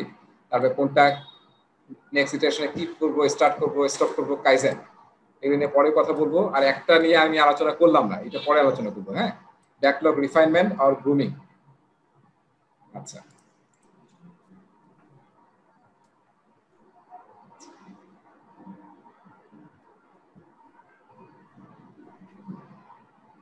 এটা পরে আলোচনা আছে, আমি এটাতে করবো। সো আমরা দেখেন আসলে অ্যাজাইলে কি করা হয়, অ্যাজাইলটা একটু যদি আমরা খেয়াল করি, অ্যাজাইলে কি করা হয়, একটা প্রোডাক্ট ভিশন সেট করা হয়। সেই প্রোডাক্ট ভিশন থেকে আমরা, প্রোডাক্ট ভিশন মানে কি, সে আমরা চাচ্ছি যে আমরা যে একটা ই লার্নিং প্ল্যাটফর্ম বানাবো, for example e learning platform বানাবো, আমরা চাচ্ছি যে বাংলাদেশের নাম্বার 1 ই লার্নিং প্ল্যাটফর্ম হবে। এবং আমরা হয়তো কিছু ক্রাইটেরিয়া সেট করলাম যে আমরা চাচ্ছি যে 1 বছরে সে আমাদের 10,000 ই লার্নার্স থাকবে, হ্যাঁ, বা এত রেভিনিউ আমরা জেনারেট করবো। এরকম একটা প্রোডাক্ট ভিশন থাকলো আমাদের। সেই ভিশনটাকে আমরা কিভাবে অ্যাচিভ করবো, একটা রোড ম্যাপ সেট করবো যে আমরা এই ভিশনটা অ্যাচিভ করার জন্য তো একদিনে হবে না, কোন কোয়ার্টারে আসলে কতটুকু অ্যাচিভ করবো আমি, এবং আমার প্রোডাক্টে কি কি ফিচার থাকবে, সেটা আমরা এরকম রোড ম্যাপ ক্রিয়েট করবো কোয়ার্টার ওয়াইজ বা হাফ ইয়ারলি ওয়াইজ, মানে যে যে পছন্দ করে বা করতে চায়, সেটা হচ্ছে রোড ম্যাপ। কোন রোড ম্যাপে আমরা কতটুকু ডেলিভারি দেবো। এখন এক একটা রোড ম্যাপের আন্ডারে কি করি, আমরা রিলিজ প্ল্যান করি। তার মানে এই রোড ম্যাপটা অ্যাচিভ করার জন্য কয়টা রিলিজ দিতে হবে। রিলিজ মানে হচ্ছে মেজর কিছু ডেলিভারেবল একসাথে করে, মানে একটা মানে সলিড প্রোডাক্ট দেওয়া যাতে কাস্টমার ইউজ করতে পারে। তো আমার ধরেন রিলিজ 1 ফর এক্সাম্পল, এই কোয়ার্টারে যে আমরা রোড ম্যাপটা রাখছি সেটা দেওয়ার জন্য আমার 3টা রিলিজ লাগবে। রিলিজ মানে তো বুঝতেছি তাই না, যে আমরা মানে সব ফিচারগুলো ডেভেলপ করে একটা মানে বড় একটা রিলিজ তৈরি করলাম যেটা কাস্টমার ইউজ করতে পারবে। ডেলিভারি বল নাকি রিলিজ মানে কি, মানে হ্যাঁ ডেলিভারি মানে বড় একটা ডেলিভারি। 2 সপ্তাহে আমরা কমপ্লিট কিছু তৈরি করতে পারবো না, হয়তো জাস্ট কয়েকটা ফিচার তৈরি হচ্ছে, ঠিক আছে। সো রিলিজের আন্ডারে থাকে, আসলে রিলিজের আন্ডারে থাকে হচ্ছে আপনার ইটারেশনস। এই রিলিজকে, ওই রিলিজে আমরা যে ফিচার চাইছি, ধরেন আমরা এই রিলিজে আমরা কি প্ল্যান করছি, যে এই রিলিজে আমরা প্ল্যান করছি যে আমাদের ওয়েবসাইটটা মোটামুটি আমরা তৈরি করে ফেলবো এবং আমাদের 10টার মতো ই লার্নিং কি থাকবে, কোর্স থাকবে। এটা হয়তো আমরা রিলিজ 1 প্ল্যান করছি। তাহলে কি হবে, আমাদের রিলিজ 1 ডেলিভারি দেওয়ার জন্য কি করতে হবে, আমাদের হয়তো সে 5টা আমাদের ইটারেশন লাগবে, ঠিক আছে, স্পিন বাই ইটারেশন। আমি স্পিন বলতেছি, ধরেন S1 S2 এইভাবে S5 পর্যন্ত লাগবে। 5টা ইটারেশনে আমরা এই ওয়েবসাইটে 10টা কোর্স সহ ডেলিভারি করতে পারবো। তাহলে রিলিজ 1 আমাদের কমপ্লিট হবে। তাহলে রিলিজ 1 এর আন্ডারে কি থাকে, ইটারেশনস থাকে।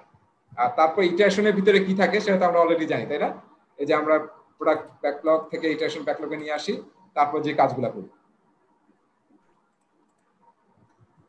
আর আমরা এই ব্যাকলগে কি রাখি, ওই যে বিভিন্ন বললাম যে ফিচার রাখি কিংবা ওয়ার্ক আইটেম রাখি সিম্পলিসিটির জন্য, বা ইউজার স্টোরি রাখি। ইউজার স্টোরি মানে হচ্ছে ইউজারের রিকোয়ারমেন্টগুলোকে আমরা স্টোরি আকারে নিয়ে আসি। এরকম স্টোরি আকারে এখানে দেখেন একটা ছোট এক্সাম্পল দেওয়া আছে। এই যে এই ফরম্যাটে ইউজ করি আমরা, as a persona I want to do this so that I can get the benefit. একটা এক্সাম্পল দেখেন, as a manager I want to be able to understand my colleagues' progress so I can better report our success and failures. 3টা part একটা story. একটা হচ্ছে কার জন্য করতেছি, রোলটা কি, এটা হচ্ছে রোল। অ্যাজ এ ম্যানেজার কি করতে চাই, হোয়াট, কাজটা কি, এটা হচ্ছে রোল। আর একটা কি থাকতেছে, কাজ। এই যে এখানে লেখা আছে রোল। একটা হচ্ছে অবজেক্টিভ বা ইন্টেন্ট, কি করতে চাচ্ছি আমরা। আর একটা কি করলে কি বেনিফিট পাবে কাস্টমার। এই যে এখানে দেওয়া আছে example, as a manager I want to be able to understand my colleagues progress so I can better report our success and fail. User স্টোরিতে আমরা কি বুঝতে পারলাম, ইউজার স্টোরি কিন্তু বিরাট মানে অনেক গল্প আছে ইউজার স্টোরি নিয়ে। ইউজার স্টোরি কিন্তু অ্যাজাইলের একটা মানে স্পেশাল বিষয়, যেটা আসলে এক্সপি থেকে আসছে, এক্সট্রিম প্রোগ্রামিং থেকে। সো এখানে দেখেন, এখানে কি আছে, আমরা স্টেক হোল্ডার ফোকাস, তাই না? এবং আমরা সে কি করতে যাচ্ছে সেটা আইডেন্টিফাই করছি, এবং শুধু সেটা আইডেন্টিফাই করি নাই, এই কাজটা করলে তার জন্য কি ভ্যালু ক্রিয়েট হবে সেটাও কিন্তু আমরা এখানে আইডেন্টিফাই করছি। খেয়াল করছেন, সিম্পল একটা সেন্টেন্স দিয়ে, as শাসা I want to organize my work so I can feel more in control. So একটা লাইনের মধ্যে আমরা কার জন্য করতেছি, কি করতেছি এবং করলে তার কি বেনিফিট হবে সেটা আমরা আইডেন্টিফাই করতেছি। সো আমরা বলছি প্রজেক্ট করা হয় কেন, প্রজেক্ট আমরা কেন করি, ভ্যালু ক্রিয়েট করার জন্য, ভ্যালু ক্রিয়েট করার জন্য। এখন দেখেন, একটা রিকোয়ারমেন্ট ক্রিয়েট কালেক্ট করার সময় কিন্তু অ্যাজাইল অলওয়েজ ভ্যালু ফোকাস, যে আমি যে একটা আইটেম দিচ্ছি ডেলিভারি, সেটা আসলে কোন ভ্যালুটা দিচ্ছে কাস্টমারের। সো এটা কিন্তু বিউটি অফ ইউজার স্টোরি, যে যারা ট্রেডিশনাল প্রজেক্টে খুব মিসিং। আমরা রিকোয়ারমেন্ট কালেক্ট করি গদবাধা কথাবার্তা, এই সিস্টেম এইভাবে কাজ করবে, ওই সিস্টেম ওইভাবে কাজ করবে, ডাইরেক্টলি কোনো রোলের সাথে বা কাস্টমারের সাথে ফোকাস না। কিন্তু অ্যাজাইলের রিকোয়ারমেন্ট কালেক্ট করা হয় একদম customer focus, stakeholder focus এবং বিজনেস ভ্যালুর সাথে কানেক্টেড, ঠিক আছে? সো তারপরে ইউজার স্টোরিকে ব্রেকডাউন করে আমরা টাস্ক তৈরি করি, ওই যে ইটারেশন প্ল্যানিং এ। আর এপিক শব্দটা একটু মনে রাখেন, এটা বোধহয় বইয়ে আছে কিনা আমি খেয়াল নাই, অ্যাজাইল প্র্যাকটিস গাইডে আছে কিনা জানি না। এপিক আসলে বড় চাঙ্ক অফ ফিচার্স, মানে যেটাকে ব্রেকডাউন করে স্মল আইটেম তৈরি করবো, সেটা হচ্ছে এপিক। কাব্য নাকি? হ্যাঁ, কাব্য। হ্যাঁ, কাব্য, যেখানে আসলে অনেক ইউজার স্টোরি গল্প আছে। ইউজার স্টোরি মানে তো গল্প। এই কাব্যের মধ্যে বা এই কাহিনী উপন্যাসের মধ্যে আরো অনেক গল্প আছে, সেগুলো ওখান থেকে বের করতে হবে। আমরা যে ছোট গল্পের সংকলন দেখি না, এপিক হচ্ছে সেই ছোট গল্পের সংকলন, যেখান থেকে আমরা স্টোরিগুলোকে বের করি। Alright, so let's move. আচ্ছা, এটা আমরা বাদ দিই কারণ এটা স্টোরি ম্যানুয়ালে আছে। আচ্ছা, এবার একটা জিনিস আমরা দেখবো, সেটা হচ্ছে যে পুতুল খেলা, তাই না? সবাই দেখছেন এই বড় পুতুলটা, দেখছেন? হ্যাঁ, দেখেছি। হ্যাঁ, ইয়া কি ফারহানা কি দেখছেন নাকি? না না, জি ভাইয়া। হ্যাঁ, কিন্তু সবাই খেলে, ছোটবেলা ছেলেরাও খেলে, মেয়েরাও খেলে। তো এই যে আমরা পুতুল দেখতেছি, এই পুতুলটা হাইট কত? এটা আসলে বিভিন্ন স্ক্রিনে বিভিন্ন দেখাচ্ছে, তাই না? আপনাদের স্ক্রিন অনুযায়ী। সো কার স্ক্রিনে কত হাইট দেখাচ্ছে বলেন তো? এটার হাইট কত? আমার এখানে 4 ইঞ্চ। কি মাই প্রফেসর না এমনি বলতেন? মেজারমেন্ট। আচ্ছা হ্যাঁ, দেখেন তো আপনারা এমনি দেখে চিন্তা করেন যে এটা হাইট কতটুকু হবে। হাইট মানে যেটা এই একদম পা থেকে মাথা পর্যন্ত।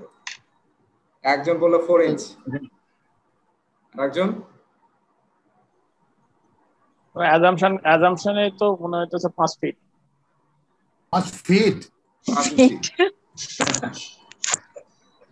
আচ্ছা 5 ইঞ্চি মেয়েদের স্ট্যান্ডার্ড হাইট বললাম আর কি। আচ্ছা ঠিক আছে। ভালো না? এটাকে আপনি ইমোশনাল ইন্টেলিজেন্স ইউজ করলেন নাকি? জি ভাইয়া, নয়েজ আসতেছে, মানে হঠাৎ করে বিপদে পড়ে ইমোশনাল ইন্টেলিজেন্স ইউজ করবেন নাকি সেটা ভাবতেছে। আমি মানে অ্যাজাম্পশনে মেয়েদের স্ট্যান্ডার্ড হাইটটা বলে দিলাম যে এটা কি আমেরিকার বললেন না কথা বললেন? বাংলাদেশের। হ্যাঁ, আমেরিকার মেয়েদের পাশে দাঁড়াতে তখন আমরা রিলি ফুটাবো। আচ্ছা 5 ইঞ্চি না ভাইয়া, 5 ফিট বলছি আমি। হ্যাঁ না এটা শুনতে বুঝতে পারছি আমি। আচ্ছা এরপরে বলেন আর কি হতে পারে হাইটটা? মেয়েরা একজন বলেন।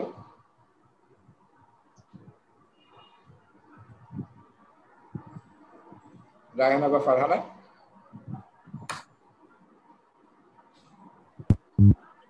এটার হাইট বলা তো যাবে না, কারণ এটার সাথে কোনো রেফারেন্স নাই, বা এটার কোনোভাবে তো এক একজন এক একটা কনসিডার করবে। হ্যাঁ করুক, সেটাই চাচ্ছে। আরিফের সাউন্ড নয়েজ আসতেছে আসলে। আরিফের কানেক্ট করতে যাচ্ছে, ওনারা কিন্তু সাউন্ড রেজ হচ্ছে। হ্যাঁ আর কে আছে বলেন? এই যে মুজাফফর বলেন। ভাই 3 ইঞ্চ 3 ইঞ্চ করতেছে। ঠিক আছে, এই যে আমরা এটা কি করতেছি আসলে? গেজ এস্টিমেট করতেছি, তাই না? Gauge estimate. এবং আমরা কি করতেছি? আমরা আসলে এই যে উপরে লেখা আছে দেখেন, আমরা আসলে অ্যাবসলিউট এস্টিমেট করার চেষ্টা করছি যে হাইট কত ইঞ্চি। ফলে কিন্তু আমাদের অ্যাজাম্পশন গুলো ডিফার করতেছে, 3 ইঞ্চি 4 ইঞ্চি 5 ইঞ্চি। আমরা খুব সহজে মানে কনসেনসাসে বুঝতে পারতেছি না, আর অনেকে বলতেছি না, যেটা ভাবতেছি যে আমি আবার কি বলবো। আচ্ছা এখন দেখেন, আমরা যদি একটু সামনে আগাই, পাশে একটা ছোট পুতুল রাখলাম, যেটা কে যেন প্রশ্ন করতেছিল যে আমরা তো আসলে রিলেটিভ কিছু পাচ্ছি না। এখন এটার সাথে যদি এখন মেজার করে হাইট, বডি না ফ্যাটি, মানে ইয়া না এই দিকে না, হ্যাঁ আমরা হাইটে যদি দেখতে চাই, তাহলে এটার হাইট একটু কাছে, তাহলে কয়টা পুতুল যদি আমরা জোড়া লাগাই তাহলে এটার হাইটে পৌঁছবো আমরা? 3টা। 3টা? হ্যাঁ। মুজাফফর কি মনে হচ্ছে? মনে হচ্ছে 3টা। জি ভাই, একটু বেশি হবে, এক্স্যাক্টলি করতে গেলে একটু বেশি হবে, 3টা দিলে কাছাকাছি। আর না কয়টা বললেন? 3টার থেকে বেশি হবে ভাই। চলেন দেখি।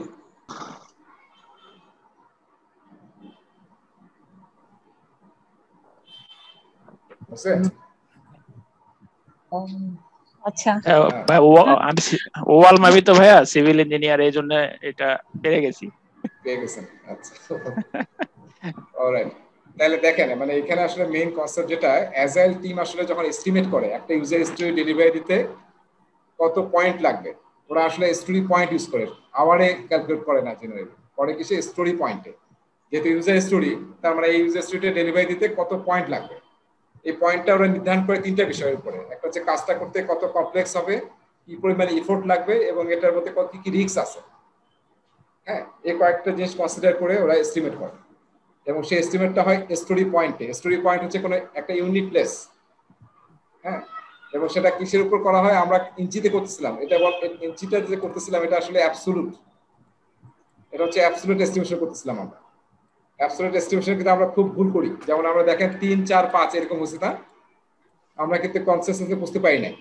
কিন্তু এই যে 3টার ব্যাপারে যখন আমরা রিলেটিভ এস্টিমেশন করলাম, একটা বড় পুতুলের পাশে ছোট পুতুলকে নিয়ে আসলাম এবং বললাম যে এখন এটার সাথে কম্পেয়ার করে বলো রিলেটিভ এস্টিমেশন, তখন কিন্তু আমরা অলমোস্ট সবাই ঠিক করছি, তাই না?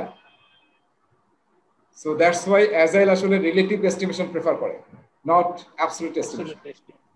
এবং ওই যে ইউনিটটা ওরা ইউজ করে সেটাকে বলে স্টোরি পয়েন্ট। হ্যাঁ, এবং ওরা কি করে যখন এস্টিমেট করে তখন শুরুতেই এটা কখন করা হয়? এই যে এস্টিমেটটা করতেছে কখন করা হয়?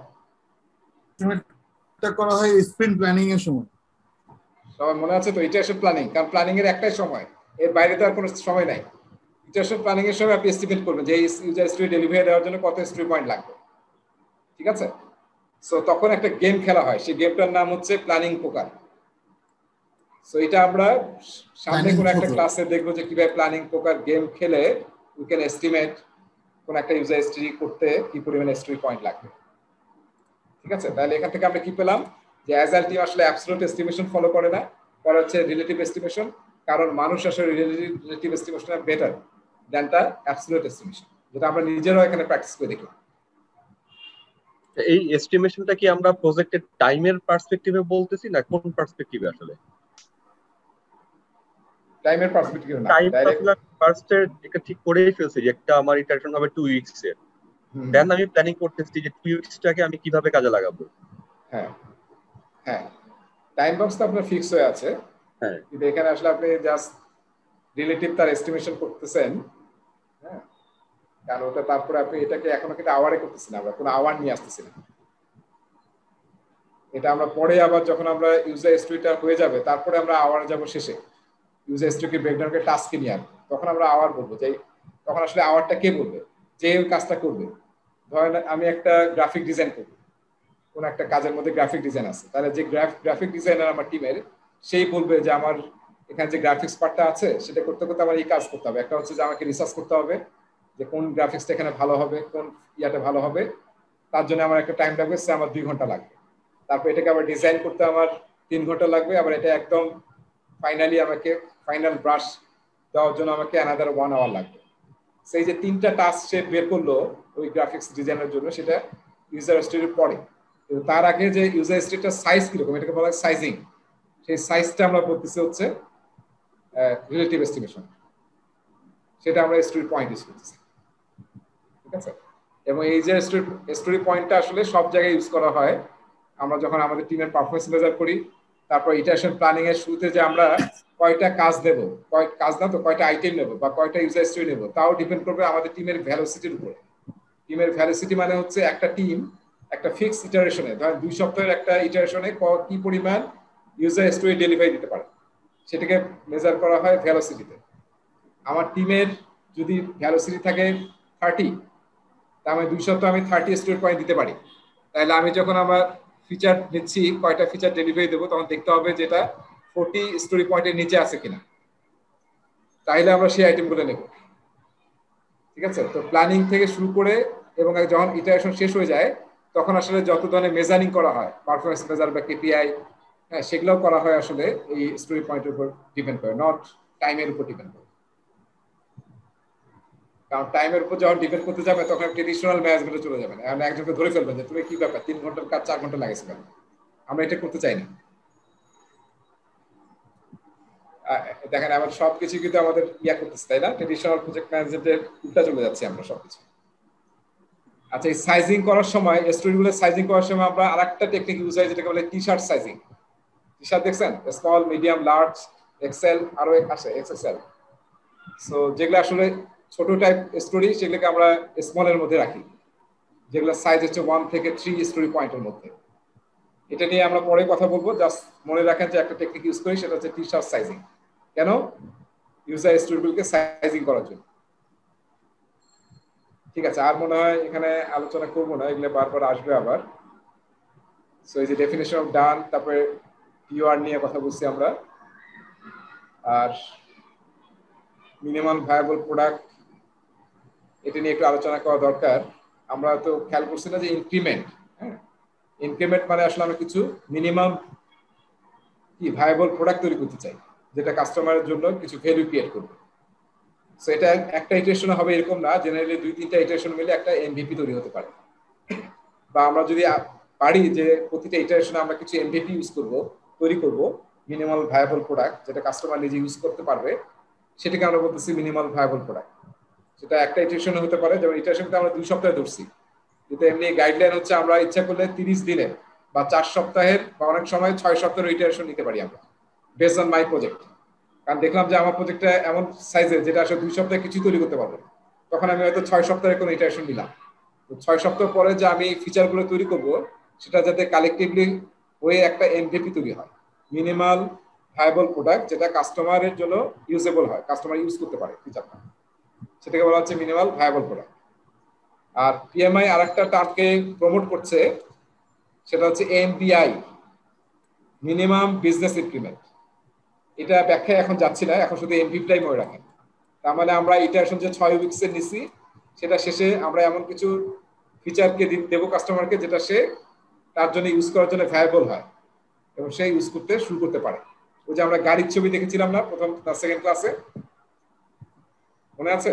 যাতে আমরা কিছু ইউজ করতে পারি, ঠিক আছে, ইনক্রিমেন্টালে। ওইটাই হচ্ছে আসলে মিনিমাল ভায়াবল প্রোডাক্ট। আমি গাড়ি চাইছি কিন্তু এখনো গাড়ি পাই নাই, কিন্তু আমার ট্রান্সপোর্টেশনের যাতে কিছু একটা ভায়াবল হয়। সো অ্যাজাইল টিম ডাইরেক্ট প্রোডাক্টটা আসলে আমরা কি ট্রান্সপোর্ট প্রবলেমটা সলভ করতে যাচ্ছি, নট গাড়ি।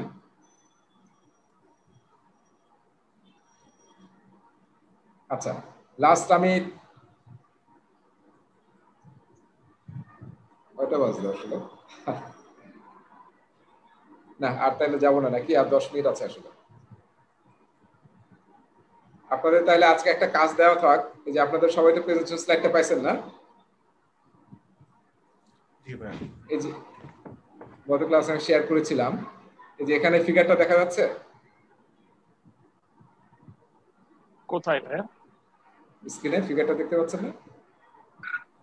Speed 1 to 4 weeks. হ্যাঁ হ্যাঁ, আমার স্ক্রিনে ফিগারটা দেখতে পাচ্ছেন তো? কি ভাই? হ্যাঁ, এই যে এই ফিগারটা মানে হাউ স্কাম ওয়ার্কস, আমি যেটা আলোচনা করলাম কিন্তু সেটা কিন্তু স্কামের অ্যাঙ্গেলে আলোচনা করলাম।